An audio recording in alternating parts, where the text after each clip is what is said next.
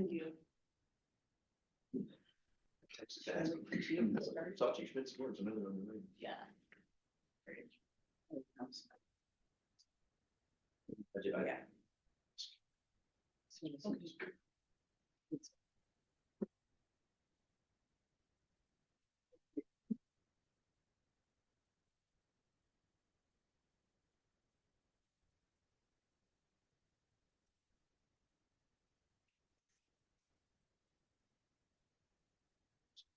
Okay, I'm gonna call this special board meeting together here for Thurston County Fire District 8.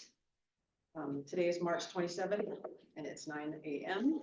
So today we're going to talk about both Fire District 3 and Fire District 8 leadership to have a shared understanding of each party's issues and interests regarding potential consolidation and determination if further action is indicated. So today is going to be led by Chief Steve Brooks. He's going to be our facilitator. Should we do any introductions before we start? I was actually gonna ask you if we could do them once I get up either way, so. Sure, sure. So we all have name tags. Should we just go around the meeting staff by the district secretary? Brian Van Camp, Fire Chief. Pam Long, commissioner. Gloria Zaversky, Commissioner. Ned Bivens, Commissioner. I'm Doug Kilpatrick, one of the commissioners. Brandon Lemay, Assistant Chief. Brent McBride, Union Rep for South Bend. Jim Green, President, Local 2903. Liberty Hetzler, Commissioner, Police Fire District 3, Chair this year. Steve Brooks, your facility. Derek Hall, I'm the County Chief here at South Bay. Ernest Smith, firefighter with South Bay. My name is Eric. I'm a firefighter. John Rigsby, firefighter with South Bend. Brad Skidler, I'm a lieutenant South Bay. Al Savage, I'm also a lieutenant. All right, thank you. All right, so I'm gonna hand it over to you. Okay, well, perfect. And I know, just got a note from Chief Schmidt that there, she and the. Come on in. There we go. There they are. We just did intros. We'll pause for just a second, and let them introduce as well when they get in. But I'll start off with just a few introductory comments, and I'll try to be sensitive to where the camera landed. Okay. What's that do? I don't know. That's not a. Seems include.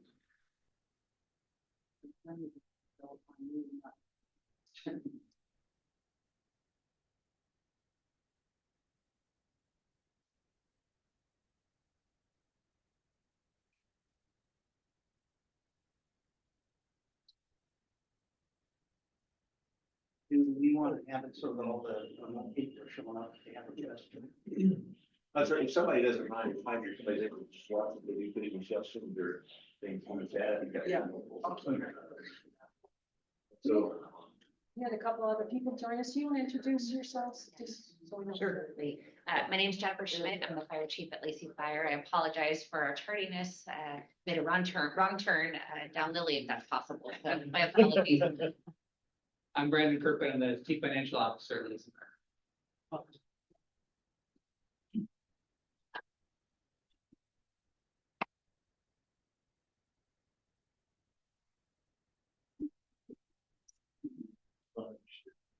Back here. So, back to, yeah, I like that, hit that.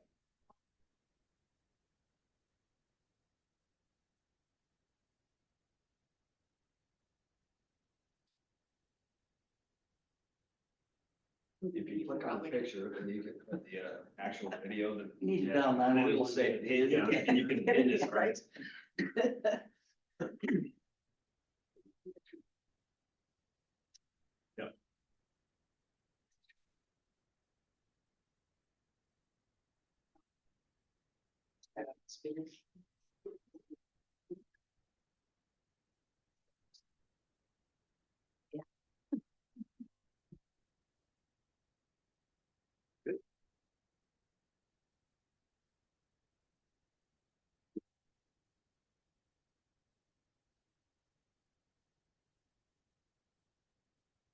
But I'm sensitive where I'm standing in We are going to ask for anybody in the room, if we have others talking, if you can just maybe come to this spot so that since we do have several online, and we'll be capturing and recording this as well. We can get, I'm just trying to get a place to where it doesn't show my bald spot as bad on my partially.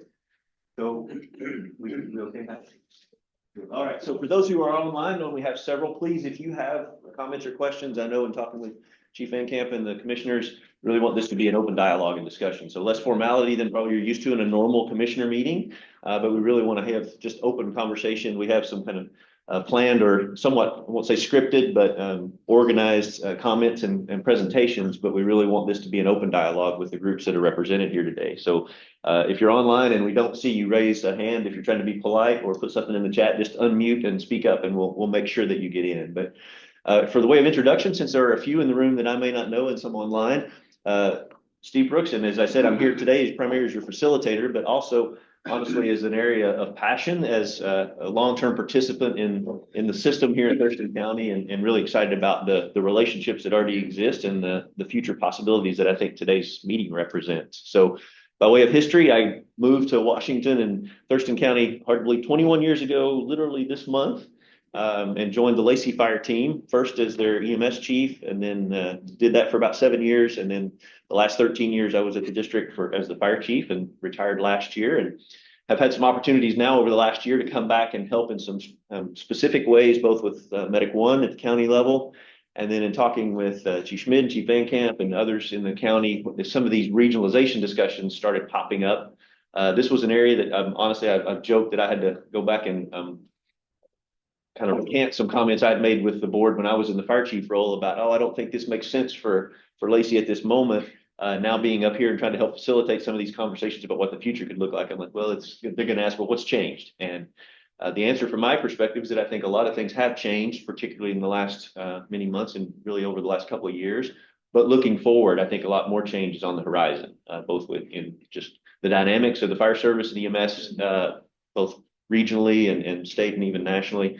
But also just the horizon of leadership and where you find yourselves in some of the situations of planned retirements and transitions, and a lot of the challenges that we see about just voter fatigue when it comes to things like levies and cost structures and funding, all those things.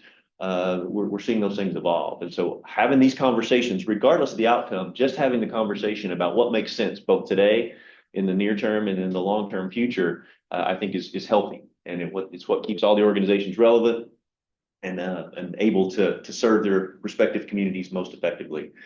We've seen a lot of this statewide, particularly in Washington, with some of the things that have changed over the last now more than a decade. Things like the statute that empowered regional fire authorities to come, the ways that we have that really simplify merger processes among existing districts. Even in this most recent legislative session, we saw yet another change that we think is already going to have an impact. If you watched, there was some proposed legislation about cities having the ability to now form municipal fire districts with some structural changes about how they're funded. And I'm already hearing, I've just had some conversations over the last couple of weeks. There's probably going to be 3 or 4 of those on the ballot before this year is up. And in this fall, there's already some cities planning to look at forming municipal districts around the state. So we're just constantly seeing this look at how do we do things today, and then what are ways that we can evolve or do it more effectively. So that's what the kind of premise that brings us here today.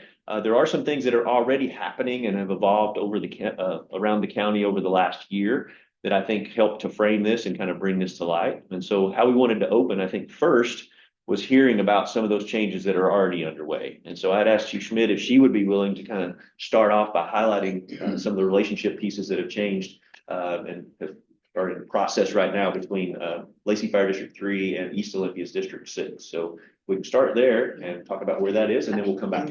Yeah, if you don't mind. Okay, no problem. Well, good morning. Thank you all for having me. I apologize for our tardiness. But I wanted to first start and say I'm grateful that Chief Brooks is in the role he's in, because I love that when he asked me to take over for him, he was like, just need to keep things afloat. And then here we all are. So, scoot a little bit further. Thank you.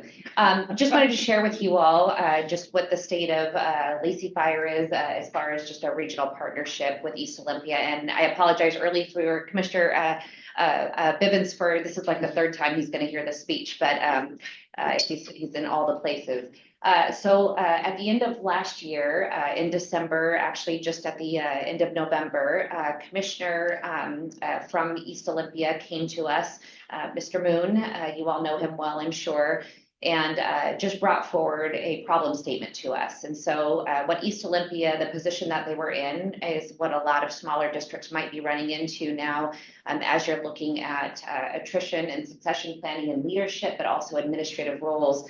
At times, it's pretty marked and planned, and then other times opportunities come up for people in positions. And where they found themselves was they were down several administrative positions already, everything from fire mechanic to their administrative support and manager oversight, planned retirements or a lack of positions being filled, to their fire chief, Andrew Shaffron, who was a shared resource. So East Olympia, if you didn't know that, has had several partnerships in the last 5 years. And their most recent one was with South Thurston, and that's who Chief Shaffron was representing prior to their relationship. Chief Shaffron had an opportunity to work at an administrative role in Idaho and chose to retire from Washington state system. So he went to their board earlier in the year and said, I'm up for this opportunity, as well as Chris Antich, who had been with the district for a long time, I think 25 years maybe. So she had also planned for her retirement. What the board found is Chief Shaffron was successful in his position in Idaho, and he gave his formal announcement, and the district found themselves without an operations chief, without a fire chief, and without an administrative manager of the district, which you can all imagine was a pretty critical state. So they came unofficially first to Lacey and said, is there any way that we can look at a support system or an ILA?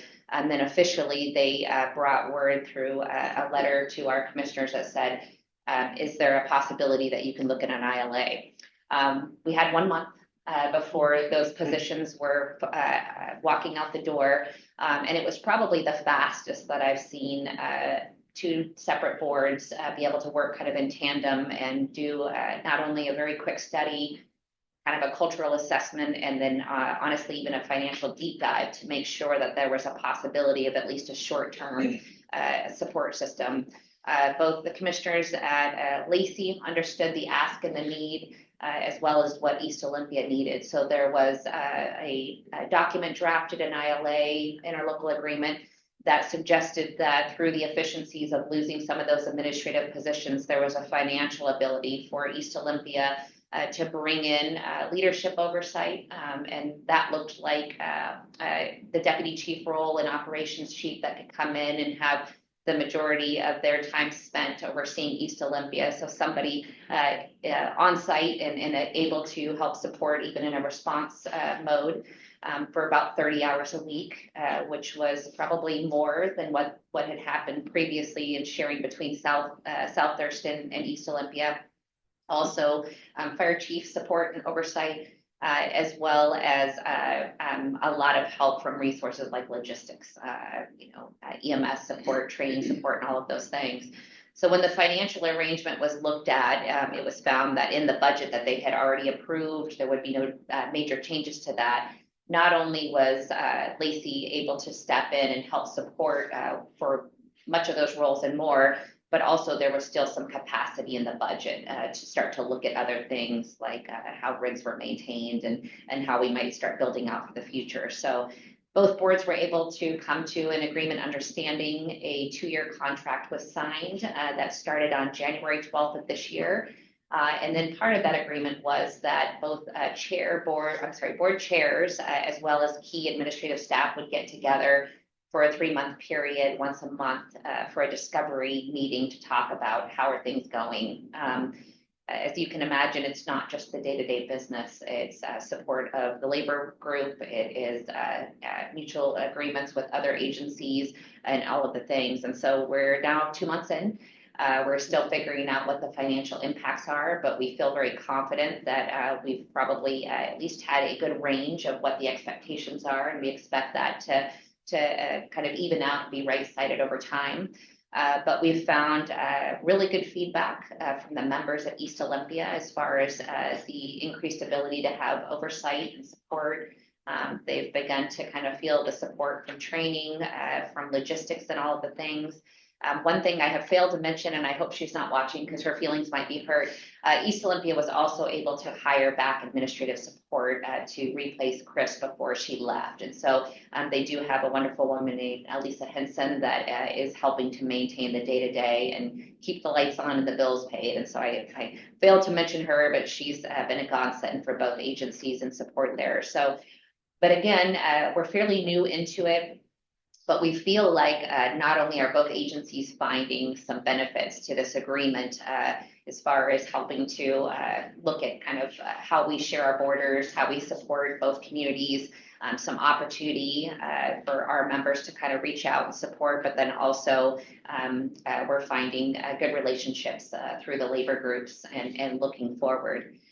What I've shared kind of openly, but even with our staff and through different meetings is, you know, and I joked about it when I first started speaking to you, this wasn't something that we had on our list of things to do. And I know that there has been history in the county about opportunities like this that haven't been able to be realized. But I do feel that relationships, whether they're personal or even in the public sector like this, often can't be scripted or planned out. It happens to be when the moment's right, when a succession planning needs to happen, when efficiencies need to be made. And we are just grateful that with our partnership with East Olympia, it makes sense as far as the borders that we have, the needs that East Olympia had, but what we also feel like is a growth area needed for Lacey and the Yelm Highway Corridor and how we respond out to the Nisqually tribe. This relationship has given us opportunity to project not just for the next year, but also what things look like in 5 to 10 years. And so that's kind of where we're at. And it feels a little interesting to be sharing this with everybody, because again, we were literally in a discovery meeting 2 days ago, still figuring out how is it working. But you know, being asked to be here, we feel grateful to share what our experience is, and we love when agencies in the county are thinking forward and looking at what we feel has already been demonstrated in other counties as far as just the progressive nature of first response, and that's districts and boards getting together to figure out what does the long term look like. I'll pause there. I don't know if anyone has any questions or if there's anything that we can answer. Tried to summarize a lot in 5 minutes or less. And I have a question. What yeah. ILA stand for? Thank you. Interlocal agreement. Okay. Yeah. Hey, Chief, this is Devin McCosh. I'm online. I got a question. The ultimate goal of the ILA, like, are you planning on merging with District 6, like as a unified district, or what is the long-term plan? What a great soft question to throw out at the very beginning. I'm looking for the camera so that I can, thank you for that. I think one of the strategies that Lacey Fire has tried to embrace during this is as much transparency as possible. And again, there was no strategy behind the scenes. We weren't talking to East Olympia a year ago about this. So I think the nice organic way that it came up allows us to say, we're open to all possibilities. We never want to rush unless a rush has to happen, which it did for the ILA. But I think our goal is to figure out, does this make sense? Is it a good cultural fit? And do both boards, you know, through a financial analysis, see a mechanism where this makes sense long term? What is more important is when a merger happens with districts, and then Steve Brooks will be able to answer to this, I think, later. What the critical part of how the public supports it comes in is that when districts look at merging, I'll call it the smaller district, which may not be the way to categorize it. It's the voting population of that smaller district that would agree to becoming part of the bigger district. And so I think what we're taking stock in is we're comfortable with the ILA. We are comfortable with the financial arrangement that is happening right now with East Olympia. If East Olympia's board sees the benefit and feels that it's appropriate as elected officials to bring that forward to the public to vote on, that will be something that they'll do. And our board obviously will support or not support it before it goes out. But I think that there's real potential there. And what we just talked about in labor management just this week actually was our goal is to find ways that we can continue to partner and be efficient. But we also, our plan B in the background is making sure that East Olympia can stand on their own 2 feet if the voters say no or the boards don't feel like it makes sense. So that was probably the best political answer I can give you. And I apologize for not clarity, but I believe both boards are openly talking about whether or not a merger makes sense before the 2-year contract is done. And I think nobody's trying to hide that. So every time we meet, every time we talk again about what does it look like to get to that point. So is I that see. Thank you, Chief. okay? Thank you for being kind. Any other questions? Just what is IGA? IGA. Intergovernmental agreement. Intergovernmental agreement. Okay. Another word. Yeah, basically the same thing, I think. Yeah. Thank you. Well, thank you, Chief Schmidt, and thanks, Devin, for the jumping right to the end. I love that. So that's great. So we can be done in like 20 minutes now. No, that's great. And that's what we really did want is that Yeah, open just conversation. emphasizing or expanding on your point. I was having lunch the other day with a friend of mine and who lives in the district, and that was a question. Oh, does the public have any say in this? And that's exactly right. I mean, we did a merger with District 7. It's been, several years ago. And we went through that process. The district who is being, absorbed, if you will, or the smaller, as you put it, that voting population does get the chance to have a say about whether or not they want their district to do that. So, yeah, I mean, most folks don't know about that. And so anybody that's participating in this or will see this video later, that'll be a question that they have. And that's, yeah, absolutely. There is a process. The voting public gets a chance to have their say.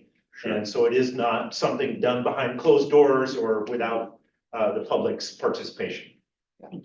And absolutely, the goal, I think, before we depart today, would be to talk about what are those potential and logical next steps in any discussion and laying out those things so that it is fully transparent. Because I've heard that from both the elected and appointed positions in all the agencies. Is transparency is key. Everybody wants to be very open about this and only do it if it makes sense to the citizens that each of you serve, and they get that ultimate say. So I appreciate that context. I probably could have and maybe even should have started with a little more just talking about, besides the specifics that are going on now with East Olympia, is really why this I think is a good conversation too, is because of the long-term positive and strong relationships that already exist across all of these districts and really countywide.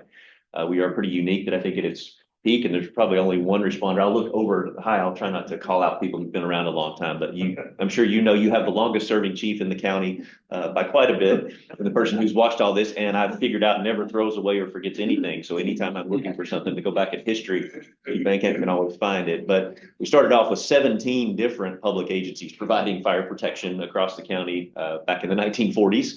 And now down to 12, right? And honestly, in a lot of regions, we're kind of slower at this look at regionalization consolidation than others have been. But it's been because it's methodical, it's thoughtful, it's only been done in places where it truly made sense. And like Chief Schmidt outlines, East Olympia is a good example of places where different approaches have been tried with good intent and, attempts at partnerships that just haven't materialized. And so I think that's why everybody's walking into this with a level of caution and trying to be incremental in how they do it. But I'm convinced and excited about that now is a good time for these larger conversations to just vet out what does or doesn't make sense and make sure that the citizenry in each area, the community is fully informed so that they can then help you make good decisions. So I think a big piece that I've also heard from all the agencies that I really appreciate is not just looking at how does it impact your residents and those who will vote one way or another, but also your team members. And I appreciate that. I think the culture of each of the organizations we're talking about,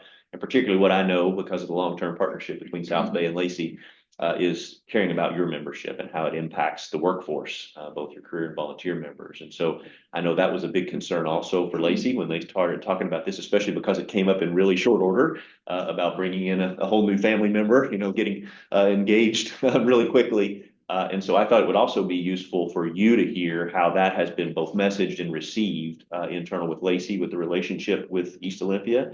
And then a little later also hear from your representation for your membership about what questions or concerns they might have if South Bay chose to move forward in some way with the partnership. So I was going to ask President Green if he didn't mind to come up and just talk a little bit about how that's been both messaged and received internally with Lacey and their conversations with the other local at East Olympia. So, He loves public speaking, so he was really excited. Thanks for having me. So we. Go on the chalk mark. We kind of tiptoed into this, well, tiptoed, then sprinted immediately into this District 6 thing, which comes with some complexities in that they're their own bargaining unit, right? And that's their work, and we're a separate bargaining unit, and that's our work. And the bleed over can be territorial, and I mean, that is their work, and we shouldn't step on that. We've been very communicative with our chief about, hey, that's their work, we can't touch it.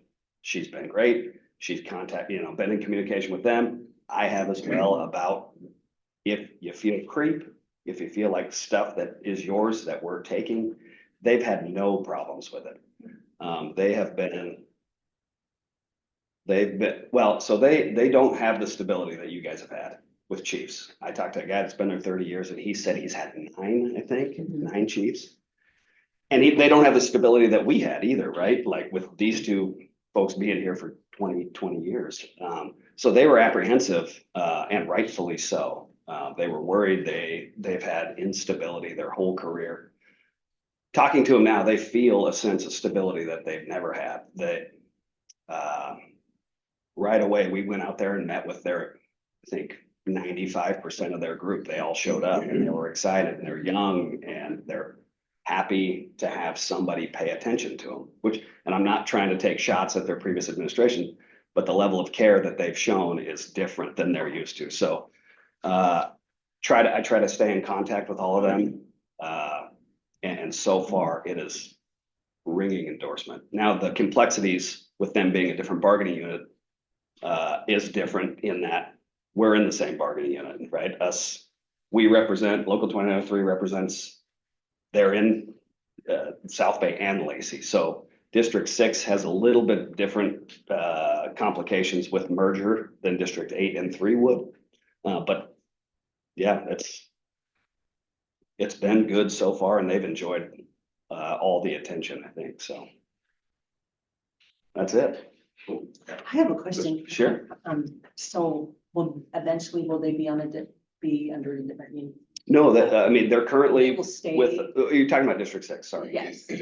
If there was an actual merger, then yes. Okay. I'm just curious how that would end up. Yeah. How it could be two different. Okay. And we will talk a little more about that structurally toward the end, but there's options there. It doesn't have to happen immediately. The two bargaining agreements can remain in force, and they don't have to dissolve the two different locals immediately, even under a merger situation. That's all things that are negotiated among the locals beforehand. But ultimately, the goal would be to get everybody under one umbrella and ultimately one contract. It's just you don't have to rush to that prematurely when maybe the financial structure and stuff doesn't support it early on. And there's a pretty big disparity between District 3, District 8 contract and District 6 contract. So that will take a little bit of work. I would assume ours are very, very similar. So. Thanks, Jim. Well, and again, I know for everyone, that's an important, element is how does this impact the workforce and making sure, because their level of comfort in something like this really does play a critical role in its success. So that's kind of the history of the East Olympia and the Lacey relationship specifically. Before I turn it over to Chief Van Camp for a bit to just talk about, the planning work that's already going on here in South Bay for the benefit of the others in the room.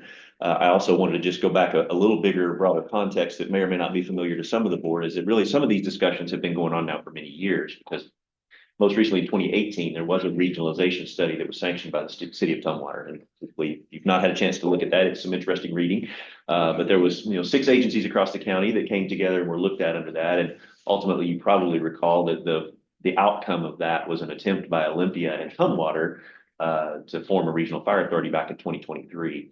And that was not successful. There are a number of reasons for that, I think, and there is some analysis that's gone on since then and some looks, but most recently, uniquely, and I have his permission to share this, that the city of Tumwater, because they just went through an election and a leadership change, so they have a new mayor, a new city administrator. They have given direction to Chief Hurley to also be engaged in conversations about what makes sense long-term about any regionalization options. So there's kind of multiple tiers of conversation that are going on, and that's why I think, again, these discussions with each of the elected groups is so important, because when you start to line up some of these things, both the geography and potentially the operational efficiencies could make more sense now than they have in years past. So that's kind of the even bigger, broader context that we can touch on a little more later if you like. The Tumwater one is most, I guess, in its most infancy, just one conversation so far with their administration, but they're certainly open. As I'm sure you're aware, complexities that come in with a city becoming a part of a bigger conversation are more complex. So that it takes a little bit different mechanisms for them, but it can be done. You probably, those who've been around for a while, recall that it used to be a different relationship even with Lacey Fire District 3 and the city of Lacey. The city annexed into the district now, gosh, about 16 years ago. And so there are different ways that can continue. But I think the important part now is to maybe shift over to where your agency is and hear from Chief Van Camp and let him kind of lay out all the planning work that I know is familiar to the board, but probably not to the Lacey and maybe the labor leadership, and just how, from his perspective and maybe yours collectively, this also is the right timing for discussing what looks good in the future. So with that, I'll give it to Brett. I'll step on the chalk mark, so. Right here? Just go there. Okay. You know, kind of going with the script, but like Steve and Chief Schmidt had talked about, you know, there's both a long-term aspect to this and a short-term aspect. And in my history with being in the fire department in Thurston County, watching shrinking from 17 to 12 now, there were some really tough roads to hoe, and there were some that were fairly smooth. But having personal experience with the merger with District 7 into District 8, it was about a 13-year conversation that we had back and forth about the merger and everything, and eventually it went in. I think we did a very good job of planning on both sides, and the merger, you know, by and large was smooth. I think that nobody lost their job. You know, we had synergies with the joining, and we talked about it, and I think we have resulted from that. You know, didn't mean it went without any bumps, because there were some bumps, but by and large, I think it was a successful program, but it took a lot of work and thinking about it and making sure everybody had their ability to provide input to it. So I think that's a success of it for that type of an event. And I think that's why we're trying today to make sure that we launch this conversation and be open and transparent about it. So, and I think both Steve and Chief Schmidt kind of talked a little bit about the history in short and long term, but to me, it's sort of a hurry up and wait thing. We have talked about it from time to time, specifically with Lacey and actually between Lacey, East Olympia and South Bay, and then North Olympia joining at one time. And so it's interesting because of this ongoing conversation that all of the stars seem to align for some reason, and all of a sudden it becomes an immediate concern.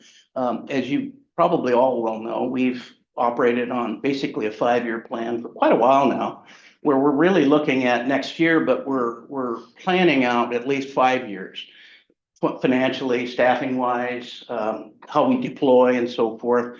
And to be honest with you, in our 26 business plan had nothing about merger. I mean, this sort of thing really dropped in our laps probably in November. In fact, having lunch with Chief Smith, she kind of tells me about this thing, and I'm, you know, so it is a really new thing. It's something that, while it, like I say, hurry up and wait, it's just something that we're looking at and want to, again, make sure that everybody had an opportunity to weigh in and understand what the circumstances are. Part of the other thing is looking at deployment, and in our 5-year plan, we've been working very hard over the years since the merger to staff both the primary station over in Boston Harbor and the one here, and ultimately, hopefully providing better coverage for our Johnson Point neighbors by ultimately relocating this site out further north out on 63rd Avenue. In fact, we have land out there. So that's one of the pieces that we have been looking at, how we deploy, and is it in concert with other departments going on, and Chief Brooks and I, and before him, Chief Roman and I had conversations as we made decisions here on how we deploy, where we put stations and everything. So I think that that's been really good, looking out forward like that, making sure if there was a different configuration of the department, are the properties in the right location, primarily because unfortunately we are a service organization that's based on time, and that means where your base of operation is, so that your travel times are hopefully support your mission statement. So I think that we've done a good job in looking at those sort of things. I know District 3 is looking at locating a new fire station over on the Hawks Prairie area and that. So again, these were all parts of those discussions. The other thing about leadership is I think over the years we've had a lot of commonality between Lacey and South Bay and how we run the fire departments. And I think that we've worked closely and I think in a lot of harmony. I think we have a good seamless auto response area where nobody really cares what the brand name on the side of the truck is, as long as we're getting there in a reasonable period of time and doing our job properly and not getting the carpet dirty. And I think we've got a long history of that. And I think that that's another thing that makes it easier for us to look about, worrying less about what the logo is on the door and everything. So financial, again, going back to our 5-year planning efforts, we've worked really hard to look at having, understanding what it is we need to do and understanding what it takes to do that and what it costs to do that. And that was the root of our 5-year plan, was to purposely work with the community, understand what their expectation for us was, how we could best serve that from the base locations that we have, the training that we provide to our people, the equipment that was necessary to do all that, and then plan to have sufficient funding to do that. And as you all know, 2 years ago, we chose to raise our levy limit that we did, and as well as getting voter approval for an excess levy to pay for a maintenance operations levy that helped us pay for the additional staffing, support, equipment, so forth, was necessary to more durably, more consistently, more reliably staff 2 fire stations. And it takes people, and that's what it boils down to. So I think we've got a good track record of doing that. I think we're in good shape. Again, we have a continuing 5-year plan that we're looking at in the future of what it will take to continue to do that, depending on what the service levels that we intend to provide for the community. Social and demographics. I think that South Bay tends to be more rural than generally a lot of Lacey, but I know that Lacey has portions of their district that is, I guess you could call rural. And I know that East Olympia does. And I know that East Olympia and South Bay's demographics are very close because, our run volume and our staffing and everything was usually very close. And so, but I think it brings a kind of a new element into the fact that you're truly having an urban core that has a service that's necessary that may not be quite as required out in the rural areas. I mean, we have to deliver water in the rural areas, where in the core, the urban core, they don't. They hook to a thing called a hydrant, and they have unlimited water supply, which is a big difference. But I think that we have, over the years, worked really closely together for training, for equipment standardization, and a whole bunch of other things that, again, makes this a very seamless operation. I mean, we're not on the metric, and Lacey's not on the English standard of measurement. I mean, we have that workability, that longstanding history about that. Again, the seamless service delivery in our border areas. And again, one of the things that's driving a lot of this is over the years, I've been looking at what the demands that we have. And, if there weren't any people in the district, we'd be out of business, because all of our business is people related. If they cause fires, they get sick, they have accidents and all of that. And the prognosis of our demographics probably nationwide, and Steve could talk about it more, is that we're looking at more an aging of the community. We're looking at different demands that are going to be placed on us. You know, we have fewer fires now. We are and should be called an EMS agency and social service agency with the type and the volume that we have of the calls that we have in this day. And I see that changing even more in the future. I see us being called to do more things that are what we commonly call the patient assist, BLS yellow, and what I'd like to call the non-EMS, is where we're providing a service for behavioral health and social service and counseling and help, because frankly, nobody else in the government's doing it, and the demand will not go away. So we need to prepare how we're going to deal with that sort of thing. And there are some efforts being done here now in the county through Medic One that's looking at that. I think the last thing is timing. Like Chief Brooks mentioned, you know, amazingly, I am going to retire. Or they carrying me out feet first because I drop over dead from a heart attack or something. And Heidi's got a retirement track, 3 years or so. And we're looking at a change of leadership in the near future. And I think it behooves us to be thinking about what choices that we want to make. From time to time, I've challenged our board with saying, you know, at some point leadership's going to change. Is there something we want to look at? Do we want to look at a strategy of how do we hire a replacement person to do this? Or do we want to think about, are there other options? And by retirements, from time to time, create opportunities. So this is one of those stars that align, thinking that, you know, this is an event that's going to happen that may make, if the choice is made to do some consolidation, that it makes it a little bit easier. So, and then the other, very honestly, talking about the financial thing, is that we have a continued need for funding that's based on a voter-approved excess levy that needs to be reviewed every 5 years. So that's one of the steps that we look at that we'll have to do in as an independent agency. And we're, what, 3 years ahead of that, or 2 or 3 years ahead of that right now. This would be a good time to figure out, do we need, if we remain independent, how do we deal with that? If not, if there's more of a consolidation, then how does that play out in any discussion? So I guess I'd ask if there's any questions. That's my spiel. I have a couple. When is your levy live? It is the last year in 2028. Are you saying you're retiring in 3 years, or are you saying you're just going to retire sometime? You won't say. And then you're.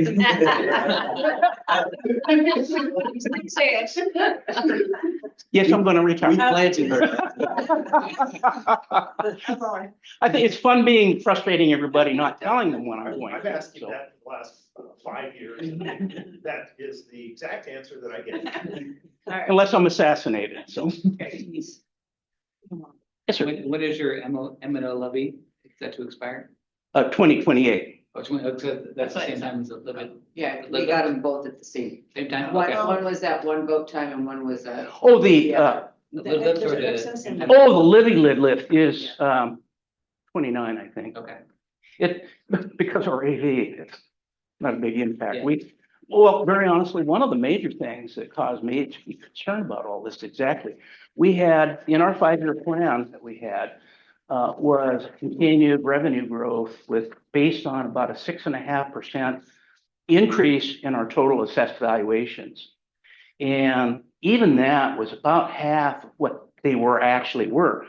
But 11% looking out 5 years didn't make a lot of sense to me, at least. And so we cut it in half and assumed and hoped that 6.5% planned increase in AV would be enough. Well, so we get paperwork in September that shows we had a 1.5% increase in our AV. Talk about panic. And as it turned out, it was less than 1.5, it was about 1.3, our actual increase. Actually, it was the lowest one in the county. And I plan to have a discussion with the county assessor on that at some point.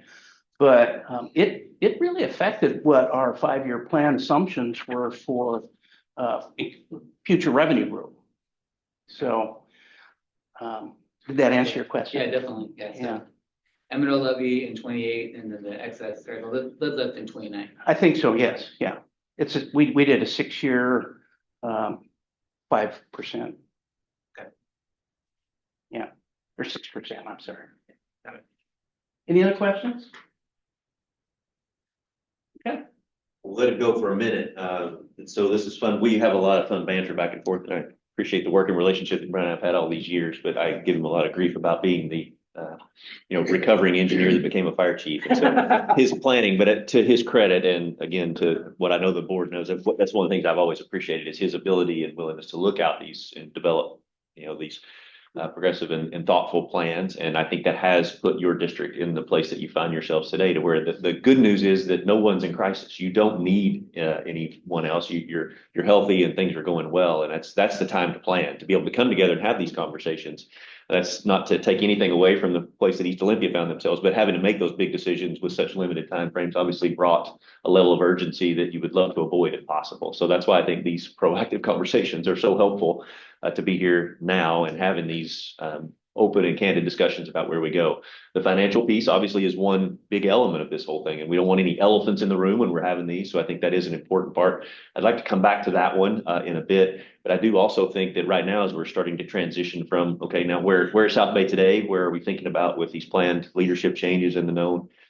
We also understand that, just like Lacey talked about, the impact and the culture on your membership is huge, and what questions or concerns they would have if the board and leadership were to enter into discussions about mergers, regionalization, any of those things. What questions need to be answered? What messaging needs to happen? And I know that stakeholder engagement is really important to the board, to Chief Encamp, and your leadership at large. So I thought maybe this would be a good time to also, if Brent doesn't mind, to come up and maybe just share from his perspective, how currently things are going in here. And then if these discussions were to move forward, what concerns or questions that their membership would want to have answers. Thanks, Chief Brooks. Good morning. I'm Brent McBride. I am the bargaining unit representative for South Bay's bargaining unit, part of Local 2903. So we joined Local 2903 in May of 2012. I remember when we joined, we were asked, should we go with Olympia or Lacey?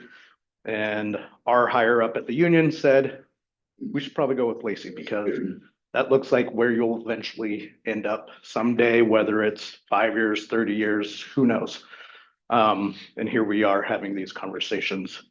One of the things that's come up is kind of funny. I was thinking back, just because of all of our history between the two agencies, we've had a lot of people get hired at Lacey, probably like over 24 that I can keep track of. But one of the current executive board members, Lieutenant Craig, we were residents together, firefighter Banks, firefighter Graham. I remember back then, as firefighters, volunteers, we were just talking about how the county will look like in the future. And we've grown, we've hired more, we've kind of become more of a career agency, and this is kind of what it's looking like more. So it's kind of comical for us to talk about that and look back on that. But with that comes a lot of concerns. Since Chief brought this up at the beginning of the month, I've been trying to go out and meet with all of our membership. Overall, it seems like there's a lot of excitement, but there's, like I said, a lot of concerns. And a lot of it has to do with how does it affect us personally? People say that, well, I chose South Bay to get hired at because I like where that is. I like the call volume. I like the opportunities. So people are concerned about whether or not they're going to be moved. What's that look like? Do they have to go work in Lacey? Is there a transition period? Who knows? And a lot of these concerns, I tell them, we don't have questions, or we don't have answers for these questions yet. We have to, the union will be there to get those concerns voiced and then find the answers if we decide to get to that path or get to that point. But overall, we've done some research, and our pay is our comp package is pretty darn close to Lacey's. So going back to 2012, the first president that I worked with was Chris Ross, and he was in our negotiations, and he had the foresight to make a lot of our things in our contract be similar in mere Lacey's. So if we did promotional processes, they were similar to Lacey's. If they were discipline processes, there was a lot of similarities. Because in the future, there was an opportunity potentially that this would happen and things would be a lot more seamless, a lot less headaches potentially. Doesn't mean that there's not still a lot of concerns around the questions of how it affects us though. So that's all I really have. Overall, it seems that there's a lot of support, but with questions.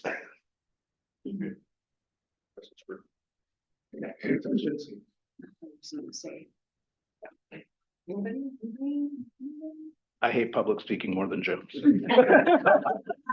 I don't know if I'll put you to this. You're better at it. No, but thank you both. And I think that it's important for all sides to hear from your membership and to know what those questions are.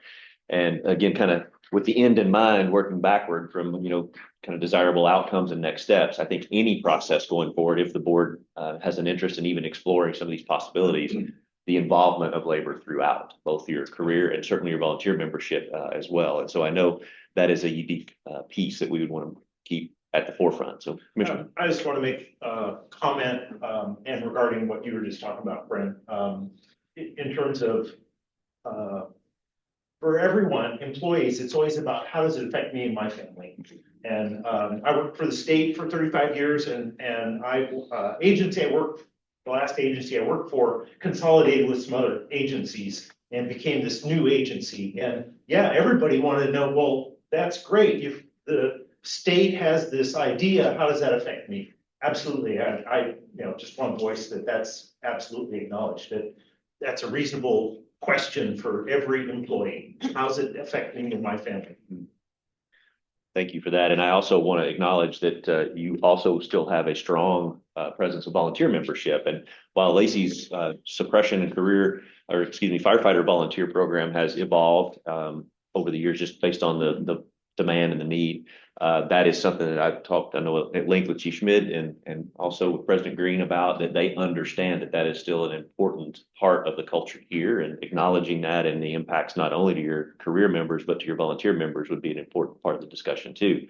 And that's also been a part of the discussion with East Olympia. They still have an active volunteer program. And as Chief Van Camp alluded to, throughout the county with the different demographic and response volumes and all those things, that there is still a strong volunteer presence. And so talking about how is that accommodated, and those that you've had, I know a lot of your volunteer members, and you've had some really dedicated and continue to have long-term dedicated volunteers that you would want to make sure their interests are considered and worked into any plan. So and you continue to steal a bunch of them. So. Well, I was trying to not feed any of the controversies that we know exist around, but so all those are important parts of any planning effort. And again, that's the important thing to just keep reemphasizing, is that today really is a first conversation, not a final conversation on any of these issues. Because if there is a desire to explore, then standing up, what does that exploration look like, and structurally making sure that it's organized, transparent, and everybody who needs to be at the table is involved will be really key.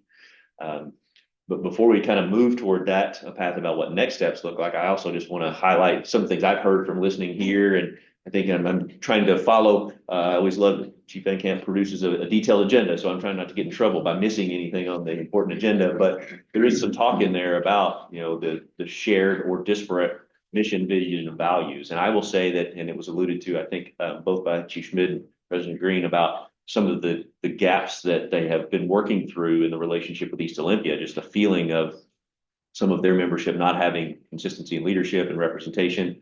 I'm thankful to say that that's not what we hear. And I think because of both the joining of the locals and just the more similar cultures and consistency in leadership that you've had, a lot of those issues are actually less of a concern in these discussions even here than they were in that other element. Kind of diving into the nuts and bolts, if you will, about both timing and management engagement. I know for everyone, making sure that this is open and transparent to your communities is important. Obviously, this being an open public meeting, can be viewed by any of the public. I know that was an intentional step that Lacey took with the work with East Olympia. And hopefully you've gotten to see, there was some videos that were put out, some information to try to make sure that all communities were fully informed so that they understood what the implications were. That was, I think, a very intentional step that could be mirrored if other relationships are worked on or developed going forward in the future. Just a quick word because I never want to make an assumption that everybody has an understanding about the different options that exist.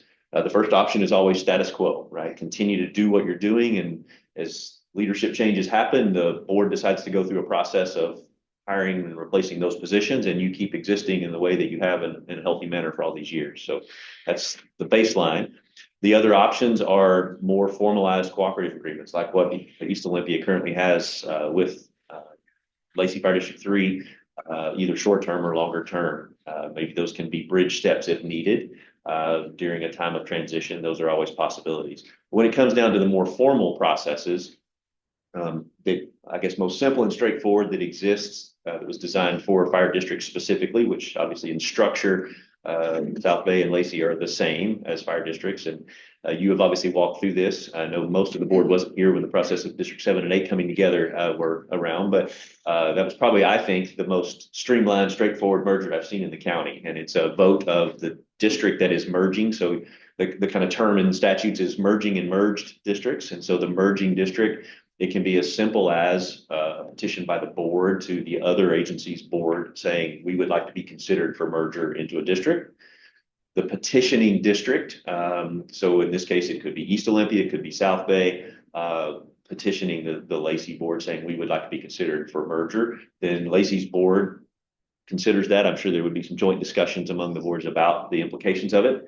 If it's accepted, then it goes on a subsequent ballot in the merging districts for their voter populace.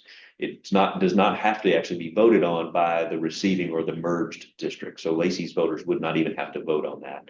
They obviously would want to inform them so that they understand, but they would not have to actually take a vote on it. In full transparency, Lacey obviously also has their own interests that they're working through. And so I think that's probably an honorable mention now about some things that Lacey has on the horizon that their board is actively, in fact, they're having their own workshop tomorrow morning. So if you're bored and want to come hang out at Station 31 tomorrow from I think 9 to noon, you can reciprocate. Yeah, we do not get a crowd like this. Yeah. Yeah. But there will be a virtual option, so they can even come on, they could have their coffee and then come on online. But Lacey is talking about what, even if things remain the same for them, as you're aware, there's a lot of growth, a lot of challenges that they're facing with trying to keep up with the demand in their region. So their board is having some active conversations about needs for additional facilities and some capital needs. So they'll be talking about that. There's some strategy going on in Lacey about trying to make sure that if some of these other conversations come forward for mergers, that's not viewed as by any of the merging districts as a potential added liability. And so one of the things that I know their board is considering is should they be looking at some of these capital things, particularly potentially some voted bonds for additional facilities prior to any other merger conversation, so that it wasn't perceived as a potential bait and switch, if you will, like you merge in and now we're going to ask you to pay more for bonding, for example, for things that could be perceived as primarily serving Lacey. So Chief Schmidt, I'm putting you on the spot. I don't know if you want to speak to that process or I can summarize what I have. So either way. So.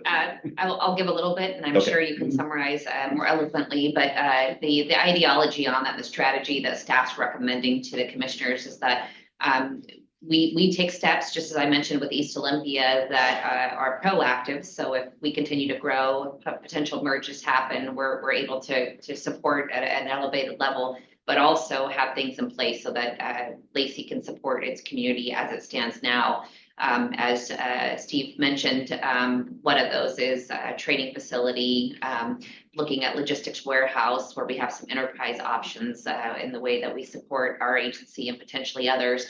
But then also, as we mentioned earlier, Station 36, if you will, up in the Hawks Prairie area that's already grown and that we believe is one of the small gaps we have in our service area, but also marries very nicely in our cooperation with South Bay and how we support with mutual aid. Also, if you weren't aware, we reopened Station 32 out off the Elm Highway. I shouldn't say reopened, we opened it as a career station and we're seeing the benefits of that and eliminating call volume from some of our surrounding stations and serving a community that didn't have full time. So with that said, we're looking at a bond to help support that movement forward. And as simple as I stated before, by us doing that, then that obligation is on the current citizens of Lacey, the members and community members that already support us and wouldn't be on the shoulders of potential merger districts in community that would vote later. And so I don't want to call it strategy, but for us, that felt the most transparent and clean. For as conversations go forward, your voters would come in and be part, but hopefully that funding would have happened before they're asked to make that vote possible. So hopefully that was clear. Any questions on that structural piece? So I think right now, at least, and again, the board hasn't taken any formal action, but they've been briefing and looking at options, and it could occur before the end of the year, likely at the November. Commissioner, has there anything you want to add from the board's perspective, or? That's good. Yeah. So those, like I said, discussions tomorrow about trying to set the big thing they're working on right now is they have a kind of a summary of the different projects. So the potential of 2 stations, the logistics, the training, and then the apparatus to support all those things along with it. If you're not familiar, they actually have already identified and even acquired property on the Britton Parkway. So right across from Cabela's, basically there's a nice little rectangular chunk there of 17 acres, I think, that the district purchased last year with some commissioner non-voted bonds, that this would also allow them to transfer retire that debt and move it over to a voted debt, so it's not impacting their general fund. So those are all strategies that, you know, are hopefully setting a foundation here. Also, just, and again, transparency about the other discussions. We had a conversation recently, I mentioned with Chief Hurley at Tumwater about their long-term issues and interests. You may or may not be aware, Tumwater, you know, just took on the operation of the 8th paramedic unit for the Medic 1 system, and they're now having to do some modifications to their substation, Station 2. They're working on those things independently and trying to line up things so that if, again, larger conversations were to be had subsequent to district mergers, they would be a better partner to come to the table. If one of the cities, and particularly in this case, it's Tumwater, that is interested in conversations, that would be a 2-step potential process. And again, just kind of laying out the big picture of how we all see that these things could go, I think is, again, status quo, or the discussion of 1 or 2 of the districts. So either East Olympia, or if South Bay has an interest in the combination discussion. And then particularly if the East Olympia and Lacey come together, that creates a geographic connection to the city of Tumwater that could then line up a potential for them to come to the table. And if that were to happen, probably structurally, that larger organization would most likely look like a regional fire authority, which takes a whole separate planning process. Again, if you're not familiar with the statutory requirements there, an RFA is much more prescriptive in how it's formed. So you have to have a planning committee, and it actually is even prescriptive about who's on that planning committee. So there has to be a minimum of 3 elected officials from each of the groups that would be coming to the table, along with the administrative staff, and then there can be other additional ad hoc. So when Olympia and Tumwater went through their planning process, they had 3 city council members, plus the respective fire chiefs and labor reps from each of those agencies. And that, I think, would be a common vision, that if those discussions happen down the line, the similar process would happen here. From a funding standpoint, when a city gets involved, there are complexities because their funding structure is currently very different, as you're aware, than the fire districts. So they're not just property tax reliant. They're, you know, either enterprise funds, sales tax, just they're a general fund supported entity within the city. And just being honest and transparent, in almost no city does the regular $1.50 levy cover those operating costs. And so they find themselves looking for alternatives, just like what you've done with your M&O levy here, or other entities where they require something beyond that base levy. Probably should have talked about that, because again, don't want to assume that everybody has a knowledge. Lacey has been pretty, I feel fortunate and unique, and it's one of the only fire districts that kind of lives within the base of the $1.50 and not having had to go out for either an excess levy or living off of the benefit charge, which is the newest funding structure that exists in the state. So that has been because of their ability to leverage a high assessed valuation because of all the growth, particularly in the Northeast area. They've had a high AV comparatively, and that has supported them.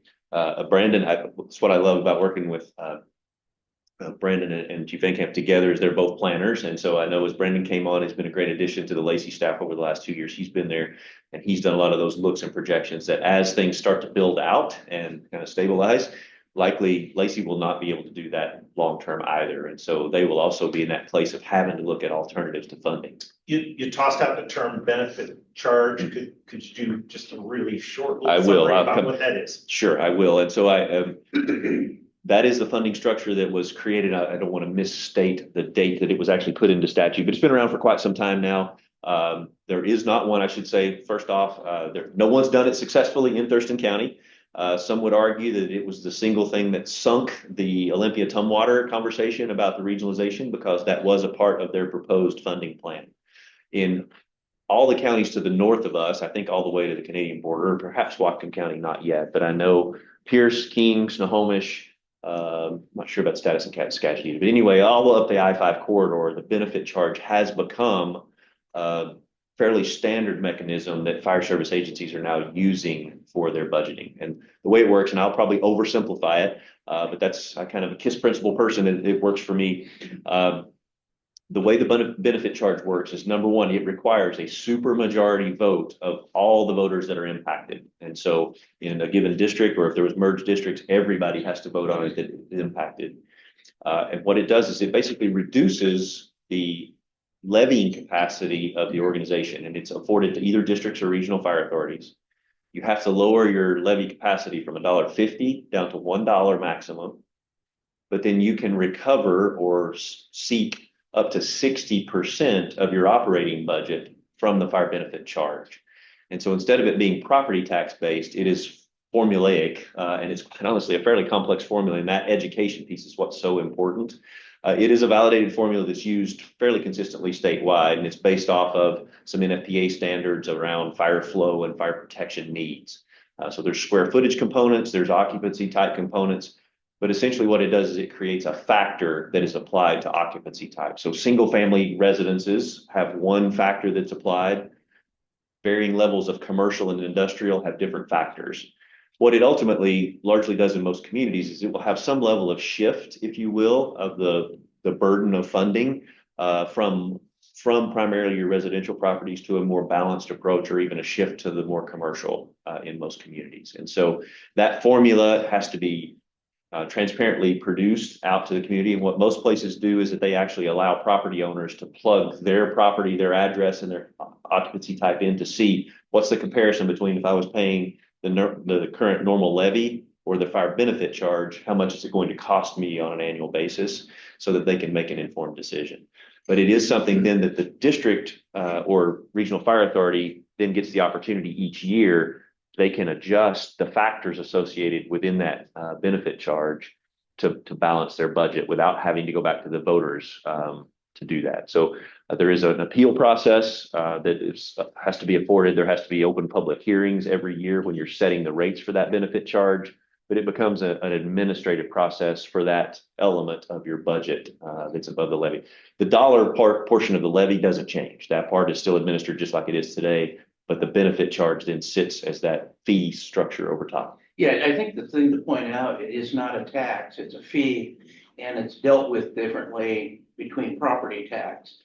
And so it doesn't have to count for COLA increases, the 1% increase. Right. Doesn't have the same control limitations. that. Yeah. It's an independently derived fee, Mhm. much like you would pay for a building permit or something like that. And when it's first voted in, the maximum period that it can be voted in for initially is 6 years. At the end of 6 years, then it can either be put in as a permanent. That requires another supermajority vote under current statute, or it can be renewed like your regular levy renewals at a simple majority for 6 or 10 years subsequent there. So that's the current increments for the benefit charge. Again, it is widely used in other communities. It has not been leveraged in Thurston County to date, other than the attempt through Olympia and Tumwater. Did that answer enough of it, Commissioner? Yeah. One other thing, would it be fair to say the impacts to the providing agency are part of how they set that rate? So one can imagine a house and how many, engines and, people are required to take care of the typical residential structure fire as compared to commercial or industrial. There's a bigger impact to the providing agency, and therefore that's how you set sort of the rates that you're going to charge those entities.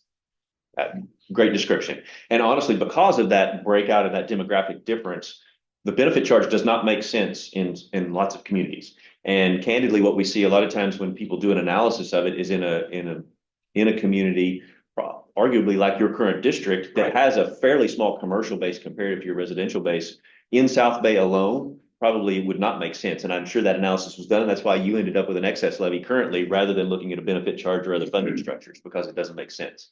From just looking at it in the larger planning efforts across the county, my conversations with Chief Mid, Chief Hurley, and others, we feel like the benefit charge should at least be looked at as a funding alternative. Should a larger regionalization approach of like an RFA, especially if it included all 4 agencies that we've talked about today, it should be looked at as one possibility as a funding structure.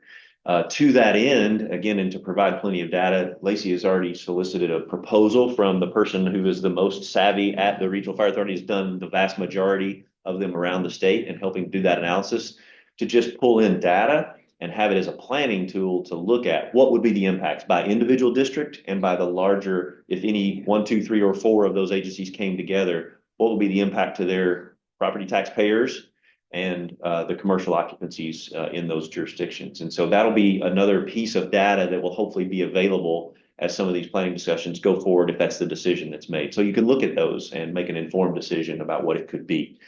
That would not be a part likely of any of the initial discussions about if there were just straight mergers among districts, because everybody right now is operating under the current structure of the regular property tax levy, and then obviously you having the excess levy. East Olympia does not have an excess levy, nor does Lacey right now. We did, and these are all the legal questions and considerations that would come after our understanding, and we believe we have it on good legal authority, is if there were any combination between South Bay and Lacey for the duration of your excess levy, that would continue to contribute to the combined general fund. But then there would be that requirement to relook at it at the 2029 expiration to say, how is this funded going forward? If there was a decision to need to renew the excess levy and there had been a merger, then that would be required across the entire voting area. So it would become the larger group that would have to vote on that. So that's why these other options of funding are important to look at now, while you've got 2 years to decide before somebody has to go back on the ballot and ask. I think Lacey's last general levy lid lift was in 2023, so they would be looking at a similar horizon of 2029 for considering that too. So that's another reason why timing is important to talk about what does long-term funding. If you're looking 5 years out, everybody's going to probably have to be back on either the ballot or looking at alternatives between now and then. Another aside, I should say, I was just in a meeting yesterday with Chief Encamp, the EMS Council. We were talking with the Medic One system. I think everybody's aware that, there's some challenges that were not anticipated originally when the current EMS levy was set. It was back on the ballot, I think that was 2020 when we did the last EMS levy renewal, and there were some ballot language challenges that have actually kept the EMS levy below where it was anticipated to be. Medic One's also looking at that. What does that mean for funding structure long-term? An important part of that conversation that should be aware of here is also how does the Medic One system, the EMS system, better support the BLS agencies, the growing part of the call volume, because candidly ALS, the paramedic side of it, is fairly flat in its growth trajectory, whereas we know that all the agencies are seeing a big spike in the basic life support like Chief Encamp alluded to earlier. So all those conversations are being had right now, and I think that's why this coordination of what funding could look like is really important to deal with. So structurally, that's what the options are. I guess the one I didn't talk about that also exists is annexation. That doesn't make a lot of sense when you just have districts that are looking at combination. We did have a brief conversation with the city of Tumwater about whether annexation could be a possibility, but again, it brings it in and makes it a part of just an existing district. And it's likely that that might not meet some of a city's interest in representation on like an RFA board or some of those pieces. So annexation probably in these discussions is a less likely tool for regionalization, but straight district mergers and a potential long-term regional fire authority are kind of the mechanisms that are at least being put out there for consideration and discussion long-term. When I just look at it, stand back and try to look at it objectively, I think these conversations right now with both your board and with the East Olympia board, I feel like if there is interest in both, in talking about partnerships, doing those things in tandem together makes sense, because there's that opportunity to have joint planning, to talk with the public at large about why this could make sense and let them make an informed decision jointly instead of trying to keep messaging. I know we see that sometimes when different districts are doing things, there can be confusion. If we're honest, a lot of people don't know what their borders are, where their districts are. I think the largest shared district border with Lacey actually is South Bay, and you have so much these jagged borders that we all have in the urban growth areas that exist for the cities. A lot of times people don't know, and like Chief Van Camp said earlier, they don't really care as long as somebody shows up and treats them right. That's the good part, and so that partnership that already exists is healthy, and it helps with the education. But I think that's why joint messaging would be really important going forward, and combining the planning would be really key. Let me pause there and say, what other questions about kind of the history and how we got here and the potential options going forward exist? Are there any? I have one question. So Chief Van Camp, you mentioned earlier about the possibility of moving this station out to Johnson Point. What's the status and timing of that? It is part of our continuing physical plan. Actually, we set that plan up in 2015, I guess. Then there were some steps that were necessary before we would activate that plan. In the course of that plan, we ended up buying land for the future location of that station when we had an opportunity to do that. And basically the bottom line is when we can demonstrate that we can consistently, reliably staff 2 stations, then we'll move on to that. We don't want to create that and move ahead before we can be sure that we're be able to put people in those. And by moving it farther north, gives us an imbalance if we can only staff 1 fire station. So we don't have a deadline or a time frame, but part of the 5-year plan really is focusing on increasing our ability to continually, reliably, consistently staffing 2 fire stations. And that was the whole point of the M&O levy and all of that. That's the first step. You know, a couple of years that we can prove that we can staff both stations, then we would begin thinking about the capital improvements out there. So, but we do have the land. It's in the correct location for I believe for the current Fire District 8, and would be consistent with the plan that District 3 is looking at for coverage and everything as well. So it would be a major departure from if there was a consolidation of some sort. Strategically, it would be appropriate. So, Thanks. Does that answer your question? Yeah. Thanks. In that vein, probably, I think, don't want to make any assumptions everybody knows. So for those who may not be as familiar, correct me if I'm wrong, but currently South Bay, that's owned free and clear. You don't have any voted or non-voted bond debt that was required for that, right? That was bought out of existing resources. Yeah, our current plan and our strategy has been that we have a sinking fund or an E&R fund or whatever we want to call it, amortization fund, to pay for assets, equipment, apparatus, vehicles, and so forth. We have chosen not to plan to fund major capital expenditures like real estate or real property. So if and when the building would be built out there, it would require a GO bond to pay for that. Simply because the cost is so great now and the costs are rising, of course. But other than that, we do have a sinking fund that pays for all the other assets. Other questions? Or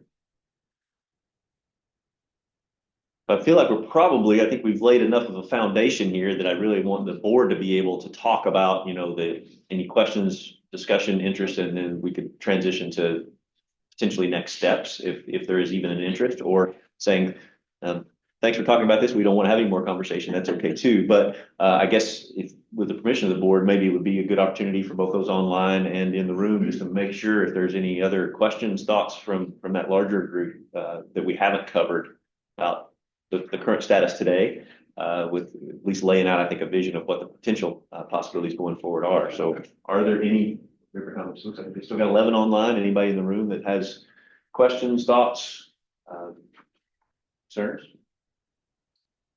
I have a question. So you guys said you've already spoke with your members about potential for joining you. Was there any big concerns that make you not want to do a merger? From the administrative standpoint, I'd say no. I think, honestly, I think most of our membership assumed that a relationship with South Bay would probably have happened earlier than with East Olympia. I think the timing and need there just made that one more urgent.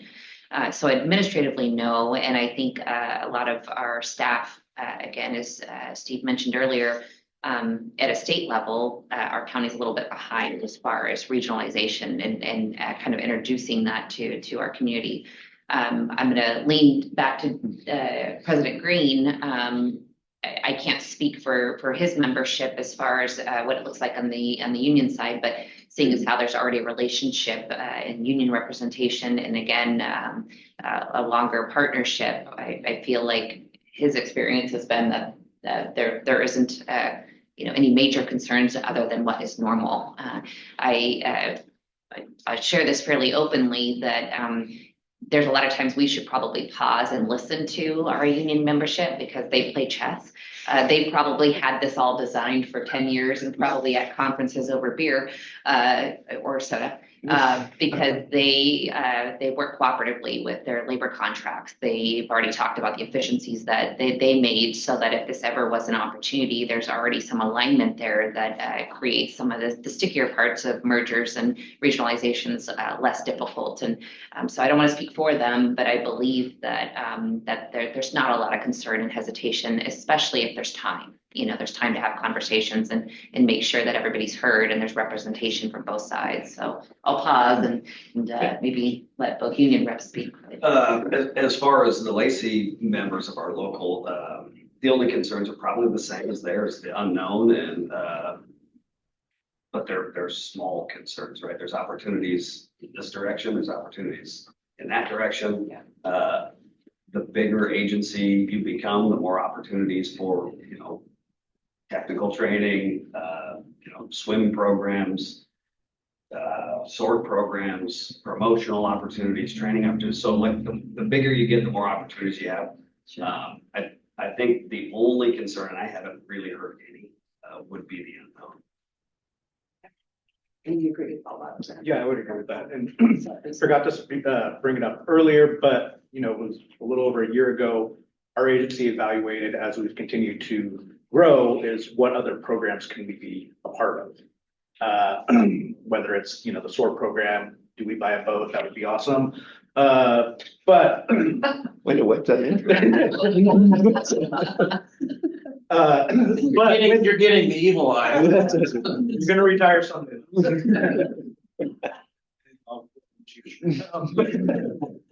But we found though that with our size, that there's not as much need and the opportunity isn't there because we don't, like for mobilizations, how do we backfill for the holes when people get sent out for 2 weeks? We just don't have that big of a group.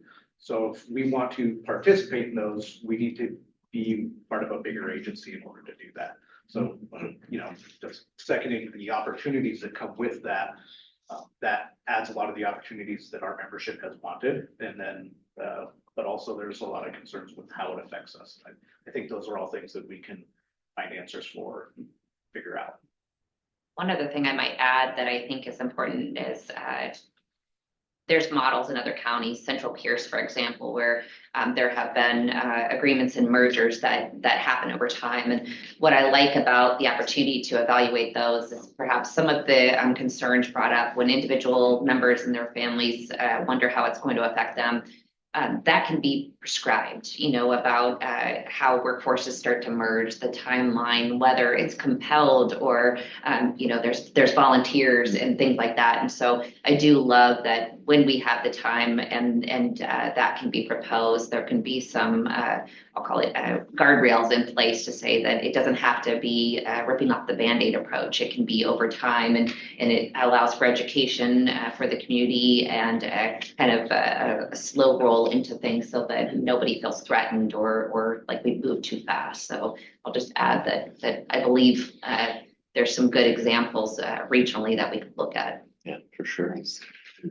So my question is if we were to do an ILA, how does that work with the staffing itself, the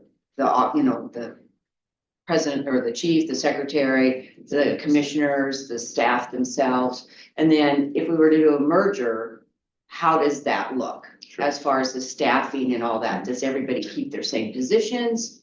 Does people go away? You know, that kind of thing. No, great questions. And again, that great area to transition to. So I will just say, I think in the current construct of today, with you having stable administration, funding leadership, probably an ILA today doesn't make it, you don't need any assistance like what East Olympia needed. And so the short term in ILA would probably not make sense. If you were to come up into a time when, let's say, Chief Van Camp and or Heidi or others were deciding to retire and there had not been any decisions on formal merger, then similar to what happened with East Olympia, you can prescribe within those. And I know Chief Schmidt has or will share the ILA, for example, that they have with East Olympia, share with Chief Van Camp so that you can see it. But it is very prescriptive in what are the services that are being provided. And so, for example, correct me if I messed any of this up, but there's actually hours assigned to, for example, okay, we want joint training. So there's X number of hours that are allocated from the training division at Lacey that will support training for East Olympia currently. One of the big changes that you would not need to worry about that I think, again, and I probably should have highlighted more of the strengths I think that currently exist in commonality is vehicle repair. So that's obviously a big issue and concern, liability for agencies is the maintenance and repair and ongoing upkeep of your, especially your emergency response fleet. And so East Olympia was not previously under the current agreement with the Olympia shop that Lacey houses.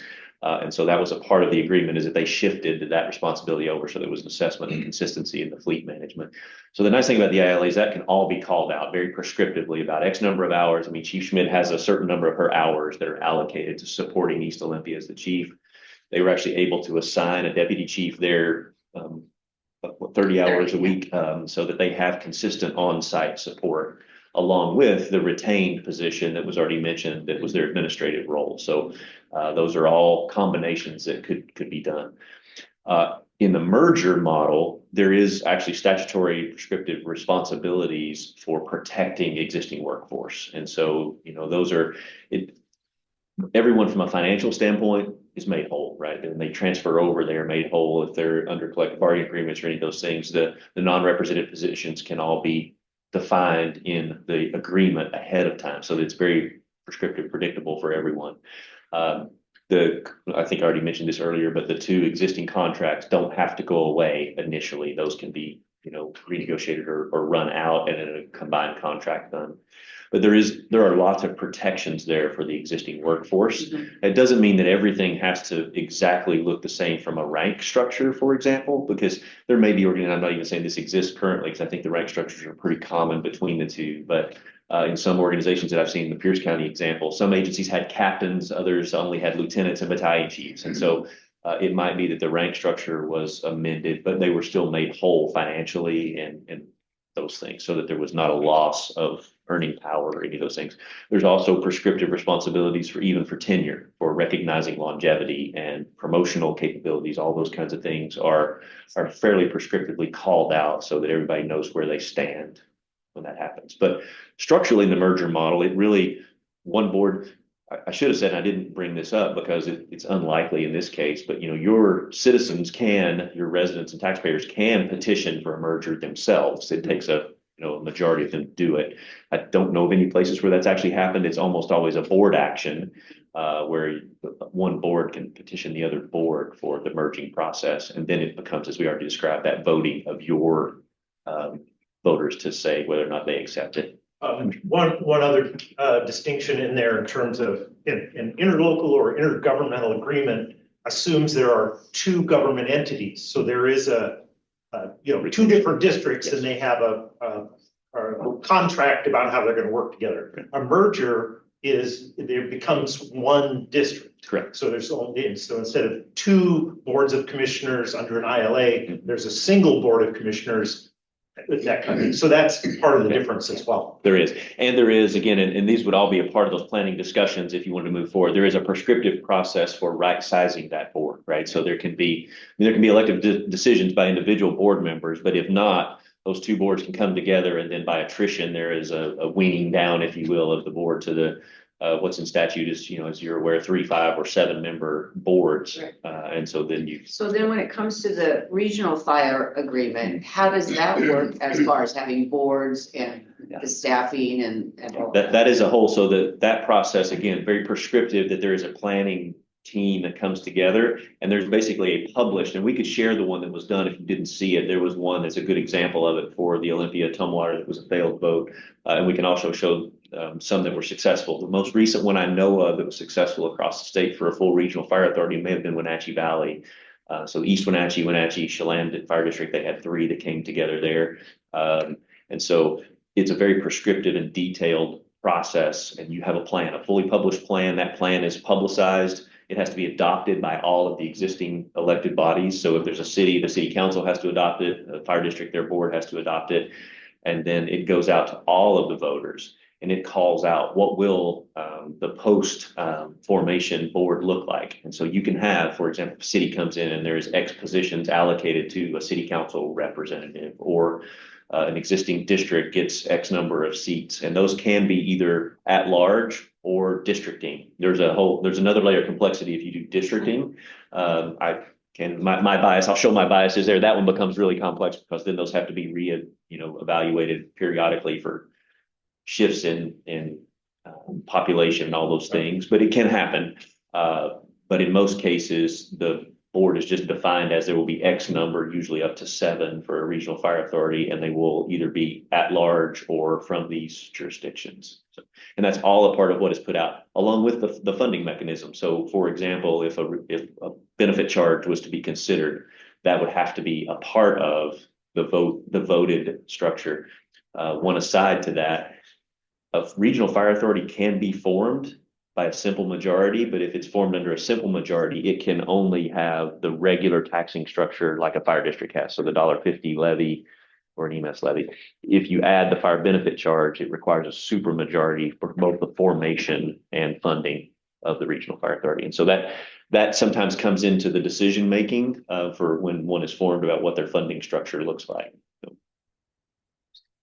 Thank you. does that answer any of I missed? Okay, all right, good. Other questions or thoughts?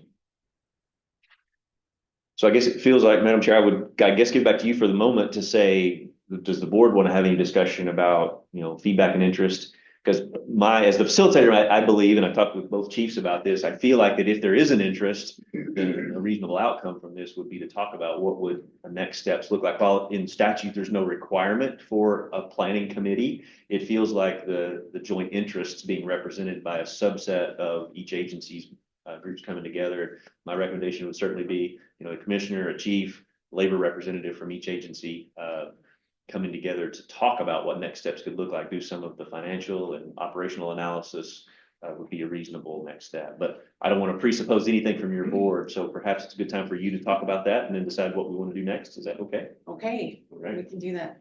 Does anybody have any thoughts against moving forward and having more conversations?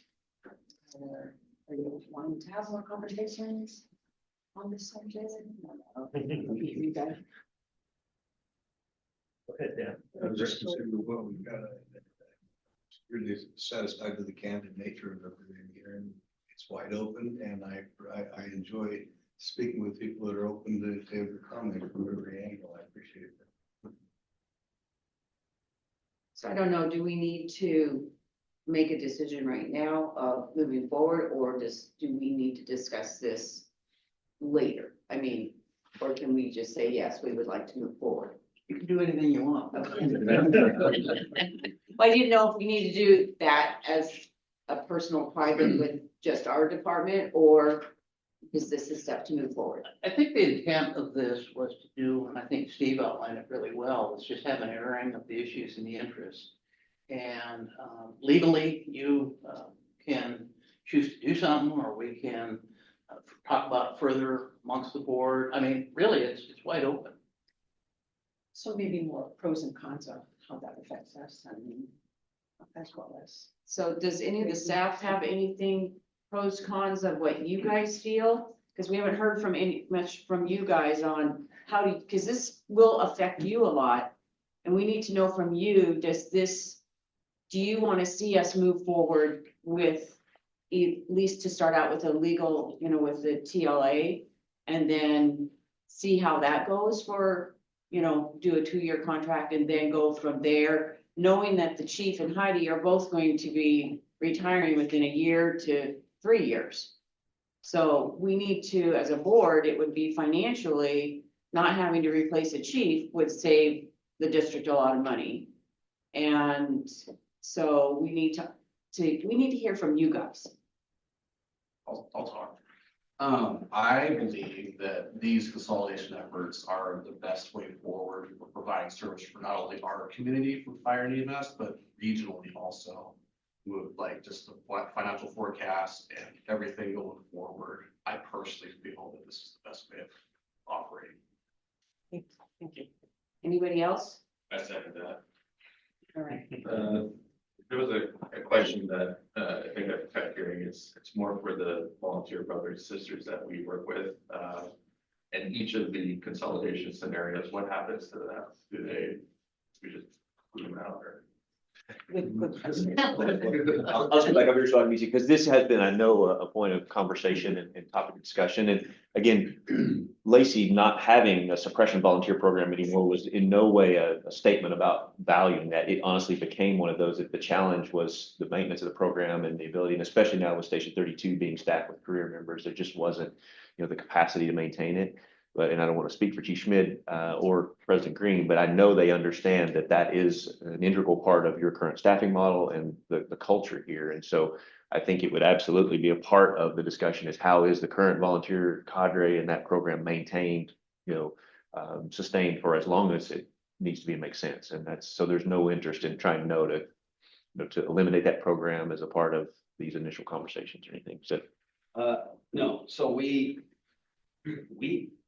ran out of candidates because you guys had them all. And we ran out of time, right? I mean, we ran up into the, 16,000 calls, 17,000 calls, 18,000 calls. We were not number one available to train them the way they deserved. We had no push out or any of that from the local. It just essentially faded away. The world changed too, right? People had to have jobs and, to pay for everything, the time of the volunteers. I'm sure you guys are feeling that a little bit, I would assume. The time that they were able to dedicate faded away too, but when they would come, we'd run 10 to 15 calls a day and they'd get nothing but calls or training. So we were not pushing them out at all. It just faded. Can I jump in as well? And I just want to offer that was my experience as I came in. That was kind of the transition. What I think staff from South Bay already alluded to, we would bring in volunteers and then we would hire them 6 months later. And so, which is kind of how it should happen if they have interest in long-term employment. I think we understand, and as we've been working with East Olympia, there's tremendous value in keeping members of the community engaged in a volunteer program. So we believe that's the expertise of South Bay, also East Olympia, and supporting that. But also, I think looking forward, and one of the things that we hadn't shared, but Lacey had a lot of volunteers. They just aren't suppression. We have, our senior stay at home volunteers. We have ISU volunteers. And I think our goal would be to grow with the needs of that community. And so over time, perhaps the volunteer force in suppression remains at pace because that's what the community supports. Or perhaps in 15 years, we have volunteers that do community outreach because they're former school teachers, and we have volunteers that are chaplains and things like that. And so I think there's a way for communities to grow at the pace they're at. And when you have a regionalized approach, you have to understand that different segments of your jurisdictions offer that. But I think we have enough experience between both potential mergers that volunteer force would become neighboring to play. So, and I appreciate that that's your interest. So. I think a good example of some of the things you said. Bridget, do you have something to add? Oh, I'm sorry. Oh, sorry. A good example of. Oh, we got somebody behind you. Oh, I'm sorry. Go ahead. I'll jump out. Sorry, guys. Yeah, it's the trouble of being on Zoom. But my question is, like, I definitely see there's benefit in an RFA specifically. But what I would like to see is just clarity on like the reasons why. Like, are we looking at these options because we're in a financial issue, or are we looking at these options because it would benefit our community? Like, what is the determinant motivation for us moving in this direction? Because I mean, there's a lot of explanations as to like reasons or possibilities why, but there hasn't really been like a this is what we need to do and this is why we're doing it. I think that would go well with the voters, and I think that would go well with staff too. But that's my thought on it. And also to follow up on that, Commissioner Hunter was not able to come today, but I know he voiced his opinion at our last meeting that any decision should be what's best for our community and our voters. Sure. And I think that's a consistent message we've heard, certainly even, East Olympia's vote, and I know the Lacey board would feel the same. Yeah, I Yeah. mean, that's what the commissioners talk about every time we talk about any of this. Like we were elected to take care of our people, and kind of jumping back to a lot of conversations that happened today. For us, the number one concern was maintaining our culture. Like we work really hard. Everybody has. We want to make sure that we are continuing to maintain our culture, and just jumping back to East Olympia as an example, I cannot believe how quickly the districts have come together and how smooth that has gone. That was our fear, the unknown, or unknown, not knowing what's gonna happen. It's been only a month and a half, and it's really amazing to see, slightly different cultures that come together, and how easily it's all gone. But we made it just the highest priority to make sure that we were there, that we maintain our culture as a district, and that we embrace, their culture. And I think it's really important. And I think that at the end of the day, that's really probably what concern is. And from most of the members, I would think, are you continuing to have your volunteer? Are you able to stay in your own home base? And I just it's really important to us too. So. Yeah. And I appreciate the heart behind all of those. And I think back to Devin's specific question is that really is why this is so valuable to have the opportunity to answer those questions. And the intent today was not to try to answer those, but to provide the forum in which they can be answered. I think what we've seen in other regions and communities, and what we propose would be the reason why this is worthwhile, is to say there can be operational efficiencies. There can be a more consistent offering of service levels across the jurisdictions. And I think I'm just going to be blunt and candid, and probably the electeds may not like to hear this in the room. Don't do it because you think it might be cheaper, right? Because it's likely not necessarily going to be cheaper. There's going to be a value proposition. Maybe it costs the same, but you are able, I think BC McGregor was talking about the opportunities for folks who don't currently get to participate in certain programs to be able to do those, and those programs are better staffed with a more consistent. I know even now things like we mentioned, but the SOAR team was mentioned, or water rescue, there are a limited number of people who could do those things. And so when you broaden that pool, I'm trying to work the water thing in there for you. I didn't know. I remember Chief Van Camp's scars from the old boat, so I know where that came from. But so I know where I'm kind of trying to mediate the boat discussion, but no. But those are those opportunities to exist and to find out how they can be mutually beneficial across all three communities, because that's the hard part, or four communities potentially in the larger discussion.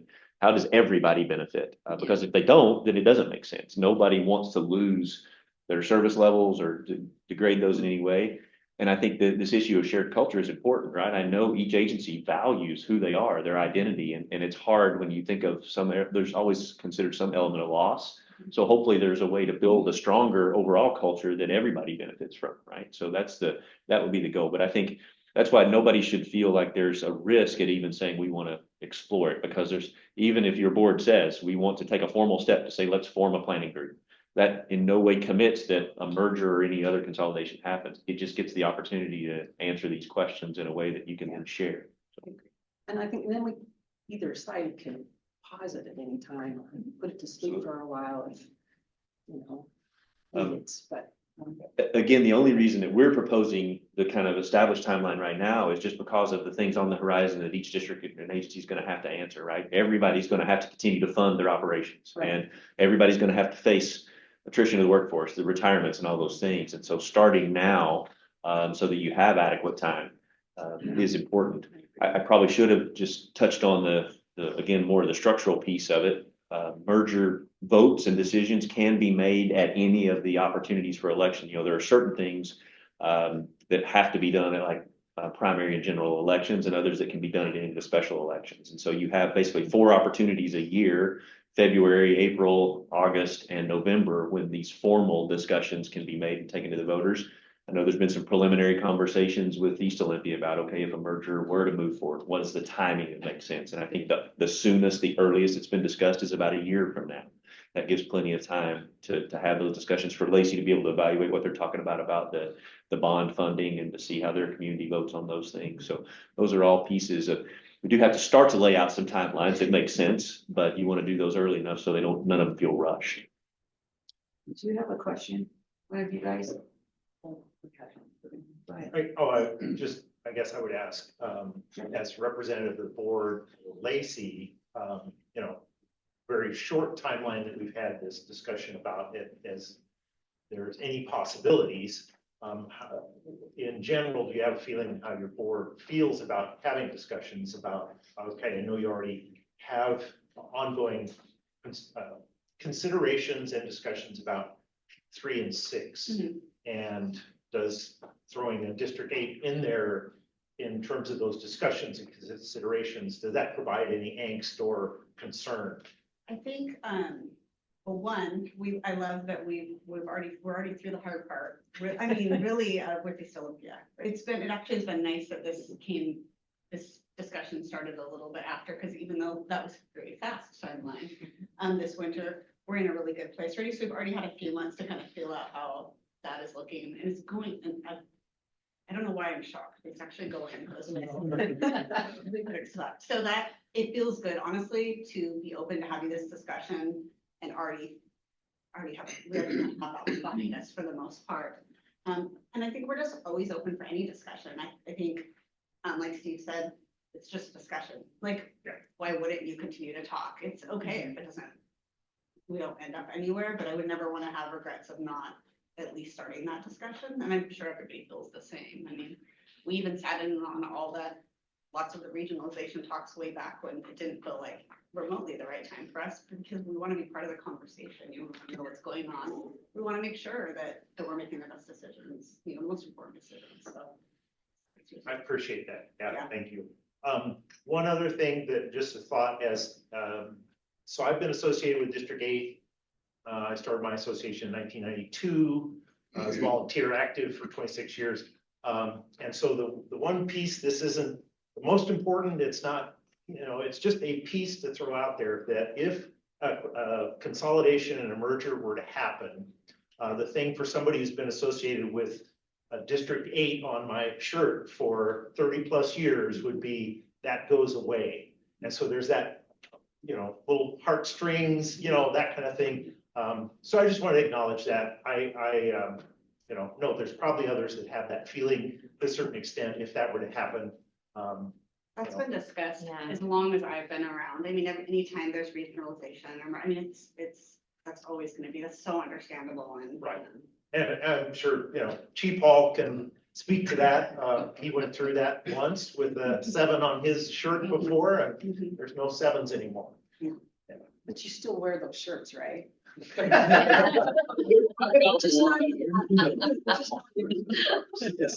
Someone with a paint splash. Can I share something too? Is Commissioner Hetzler was sharing kind of about how I believe she expressed what our board has commented to me. I think it's often believed that when mergers happen, smaller districts to gain and maybe potentially stress or a detriment of a larger agency. And I just want to share, I think that's part of the reason that we feel so great about the relationship with District 6 is that we're realizing benefits, Lacey is, from that partnership, even just at the very broad level of being able to vision what we need to do going forward. And so, for example, I talk about that Yelm Highway corridor and Spurgeon Creek and some of the stressors I think even South Bay has had with WSRB ratings and how we serve those communities that will never really grow to a population that requires, a large increase in staffing and things like that. But having this relationship with East Olympia and being able to talk to both boards about station locations and how we staff and how we respond is so beneficial to all membership. And then also looking at what we've already seen in some significant calls and mutual aid between East Olympia and Lacey, because we're now training a little bit more together, or we're sharing a resource. And so the messaging is the same. Those critical calls, the MBAs, the CPRs are just going a little bit smoother by nature of the communication and shared experiences happening. And so I share that because I think as much as we want to talk about, I can promise you there's a lot of people that are very proud also with the Lacey logo. And going forward, if you think about it, even in a personal experience, if you're blending families, there's going to be name changes, there's going to be location changes, and it's a matter of everybody coming in and seeing the value together. And that probably is, it sounds a little corny, but I think that's why I try to understand from our perspective why it feels good to be associated with East Olympia. And it's because we're feeling all of those fringe benefits. And I think our community is learning of them as well. I'm actually at least East Olympia resident, and that's not the mystery behind it. But I know that we've talked with the board members who have peers and friends in the county that live in East Olympia, and they're excited about the partnership, knowing that to Steve's benefit, it may not be cheaper, but at the same cost structure, there's benefits to the members and to the community, because we're not paying for 3 different accounts with First Due. Now we're and I guess an example we're not all having our own Netflix logins. Now we share one, and there's efficiencies. And then that money can be used for extrication equipment, maybe on a rig that would not normally have had it. And that's an immediate benefit to the public. And so it may not be cheaper, but we're getting better service in 100 different ways, and the culture is better.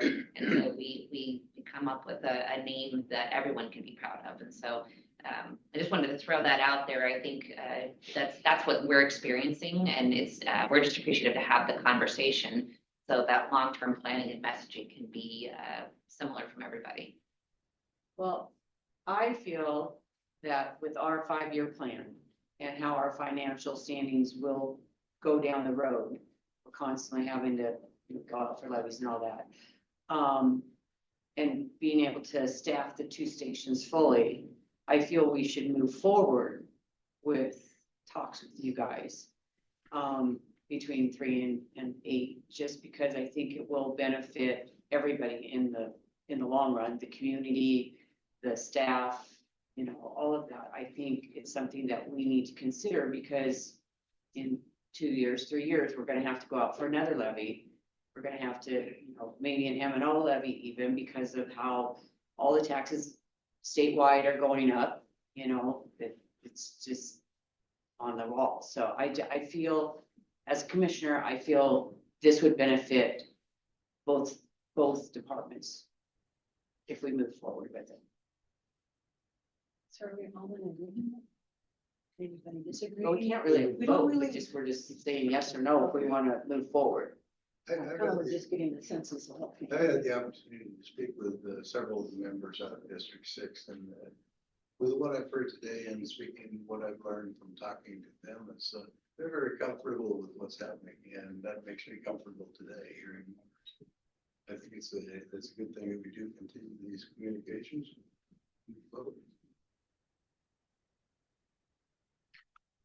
Yeah, I guess we're down item number 9 there, go or no go. And in terms of, ongoing discussions, I'm absolutely along with what I hear here. That we continue to go forward and have discussions about possibilities. Okay. Well, again, I appreciate There's one thing that I want to, I think is really important to know, thinking back to our merger with District 7, that we need to try to deal with any anxieties that people have. This is change, and potentially, even if it's good, it's change, and some people like me don't do it well, but I think it's important that in the interim, that thing we need to address on here at District 8 is we've got a plan. We're going to continue to do that plan until we get definitive direction that something's changing. So I know there's been a lot of concern about, well, do I need to do this anymore? Or, is this project going to be dead on arrival or anything? And I think that we need to avoid that thought that, and I've given this quite a bit of thought, but we need to move ahead, continue to do like we nothing else is happening until such time it becomes more certain. And then we can analyze what we need to do or not do here. But for all of the staff, my direction would be that we've got a 5-year plan. Everybody's doing absolutely great work on it, that this is all going to continue to help. And I would assume that we bring that in if we choose to merge, that there's probably some items that you're going to want to look at and would become part of the larger family. And I would hope that would be true. I think we've got a lot of things that we have going on here that I like, the volunteer program, that I would want to see in the larger family. So I think I just want to assure everybody that please don't feel that, you know, what I'm working on today or have been asked to do is, you know, this is going to be bullshit because Chief's leaving or we're going to merge or something. But we have a plan, stick to it until such time it's pretty definite that there's something else is happening that could affect or change that. So I want to be real clear about that because I know all of that can create a lot of anxiety for folks. So. Well, and I, again, don't want to speak for him, but I feel like that's the same approach that Lacey has taken even with the current East Olympia relationship. And as Chief Schmidt alluded to, not any foregone conclusion that there's a formal relationship there, even long term, so that if in the interim, bolstering what's there today, and if East Olympia, if all 4 of the organizations in question were to continue status quo or to remain independent, I think everybody can still get stronger by asking the questions, by having the answers to them and coordinating efforts together. So I agree with you. And I think the value of even just today's conversation, I love the amount of participation that's here today. I think we've recorded it so it can be available for others who weren't able to participate to watch it. And then I think taking incremental opportunities to inform, whether it's, I don't know your current structure internally, but I would encourage, the leadership, both labor and administration and the board, having an open forum to talk to your membership. I know the one, and I just want to make sure I appreciate it's been brought up a couple of times, and I think you may have a few that are online watching, but I think making sure that your current volunteer members are able to voice their questions and concerns and have some definitive answers about how those would be addressed in any kind of a merger process would be really important. So yeah, I guess my vision of what that could look like is that nothing changes at the agency level right now, other than this is one more option that's on the table for your planning assumptions.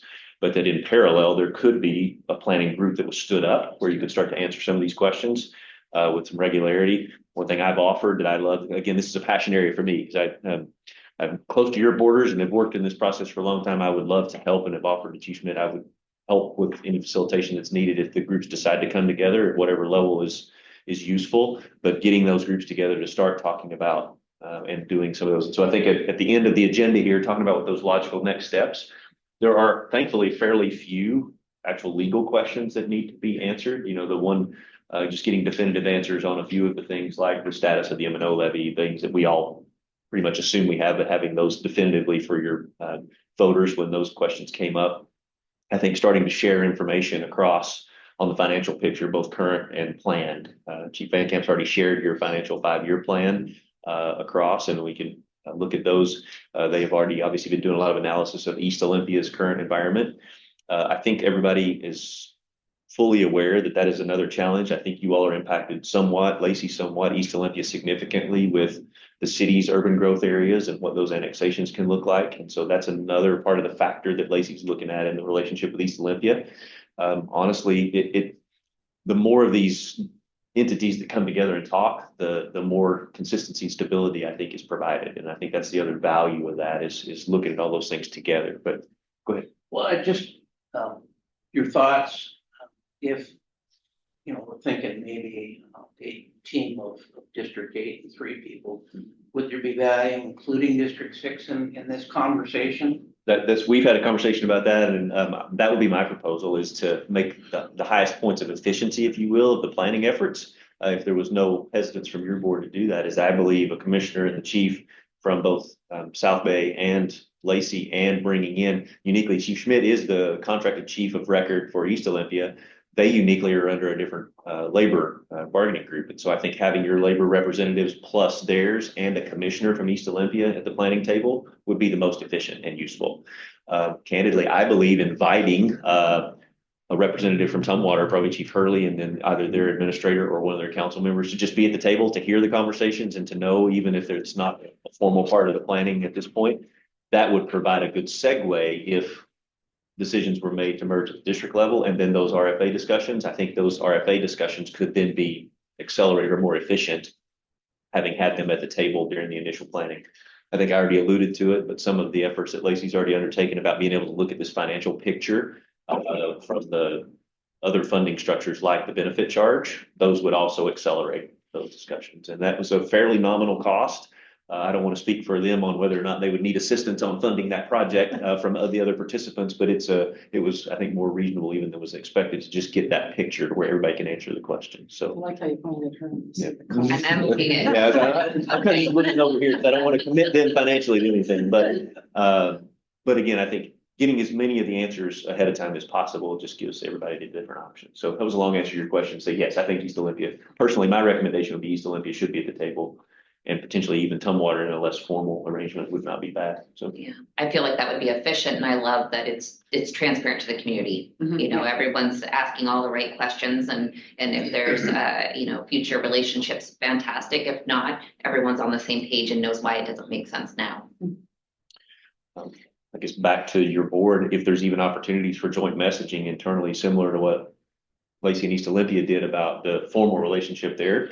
If the board moves forward with saying, yes, we want to have a planning group, I think there could even be joint internal messaging that hopefully could help alleviate some of the concerns across that you could share, whether you all chose to share it out through your channels to the community or not. I think that's a discussion that can be had. I think there could be value there to say we're just coming to the table to talk about what the future could look like. I think most of your voters probably appreciate that. But, yeah. Wait for a regular board meeting to put a planning. I don't- Or do you- can we- Engaging in this workshop really doesn't require a board resolution. Right. I mean, board direction, any formal changes would be required of board approval, but if approval and participating in a work group, unless that results in an ILA or an IGA or whatever, would be different. But I don't see any reason why you couldn't choose, yes, go ahead and let the chiefs of the organizations get together and figure out the nuts and bolts of the thing. That would be my recommendation. I think we should do that. So we're saying yes. Okay. And you mentioned chiefs, and I assume a representative from your board as well, and whether that's the chair or the board. I guess that would be the discussion, is you deciding who from the board would be the representative that would come to the table. I think. Can be for the one board. Well, in your case, obviously that's a decision you could have. My caution as a facilitator would be, I would recommend no more than 2 for certain, so that it doesn't trigger. So, and this is not trying to hide anything. It's just the efficiencies that come from not having to declare it and meet all the public meeting requirements. You can certainly still make it an open meeting, but at least you don't have to publish it and do all of those other things. Uniquely, the East Olympia board could not bring more than 1 because they only have a 3-member board still. So in our discussions with them, we've just brought only 1, only just to respect the fact that they're only bringing 1. And I think Lacey would be comfortable. I think the plan was to continue that it would be the chair. Is that right? That you. Can I bring up one thing too, just for visibility and transparency? I think there's a couple of, again, wonderful thing about Fair Service. We have a couple of board members that may or may not be members for other agencies. And so we just kind of posed that to East Olympia and obviously are aware of it at Lacey that, just, I think, having some consistency in how the boards are represented, but then also making sure that we're all aware if you have members from one agency or another, that there's conversation about just making sure that we're transparent about the conversations and interests. Absolutely. Yeah. Good. Well, I think we've covered the agenda. I hope to your satisfaction. I'm happy to try to help with, carrying the conversations forward. What I think I'm hearing is there is a joint interest in moving forward. And so I think really it would just be the identification of a representation from South Bay. And then we can work with the chiefs to try to set up the schedule with which we could kick off some of those initial plans. Transparency and so forth as well. Steve is doing this pro bono. He has, since his retirement, set up a LLC or whatever, how you've structured it. And he's being paid by District 3 to provide this service for all of this. And I think you were doing some previous work with District 3 too, for their planning process, right? So I'm as a fire chief, I said, we'll pay his portion of the bill. And we have, District 3's been beneficial. They haven't presented us with a bill yet, so I'm hoping it falls off their books. But should we get a bill, I just want to acknowledge that we are paying Steve to do this. I felt it was worthwhile that we did, and I think the arrangement that we made is that the primary contract would reside at District 3, and then we contribute our fair share of that, similar to what you've done with, I don't think that requires an ILA or anything either. It's just we're sharing an expense, so. It would seem perhaps appropriate for the board to have a vote on that because it's spending money. Would that be a requirement? I would make a motion then that, District 8, coordinate with District 3 on, whatever is a reasonable agreement to provide our share of, Chief Brooks's fees for ongoing facilitation. Yeah, you will have that opportunity when we are presented the bills, and that's part of the board approval. If we had to consider board pre-approval, if you will, but we could certainly do that at this meeting. It is an open public meeting and it's germane to the agenda, so. Right. And made a motion. If you want to move forward, that's fine. All those in favor?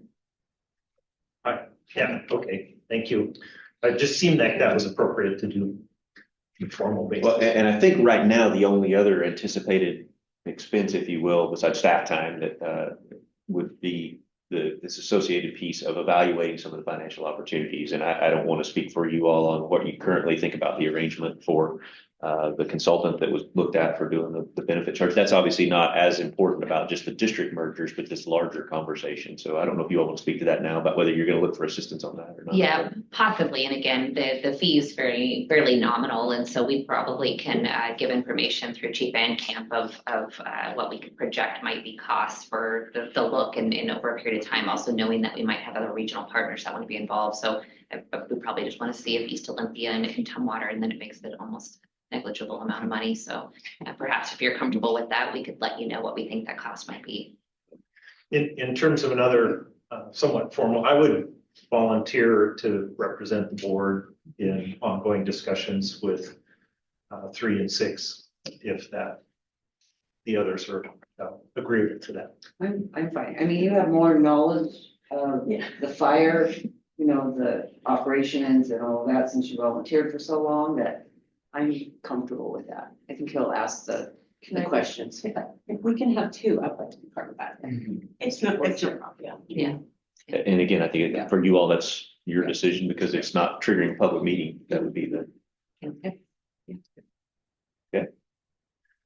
What else do you need from me? Because otherwise I can hand you back your meeting and step away. I feel like we've got those structural pieces and we'll work on the coordination with between the chiefs and the commissioners about trying to get some, I feel like probably continuing the conversations now. I know they're having ongoing conversations already with East Olympia. So hopefully maybe in the April or no later than May timeframe, we could get the group back together. We'll certainly coordinate with labor leadership as well. Make sure that they're represented. And I guess that would be the only other conversation that maybe you could have internally. If there's somebody specifically that you think from your volunteer group that you would want to have at the table for those discussions, that would be the voice that we haven't identified yet. So. Oh, thank you. Thank you. Brooks, for My being the pleasure. facilitator and being here today. Anybody else have anything you would like to bring up, discuss before we adjourn this meeting? Anybody online? Any questions? No, thank you. Thank you. All right. Meeting is good. Thanks, everybody.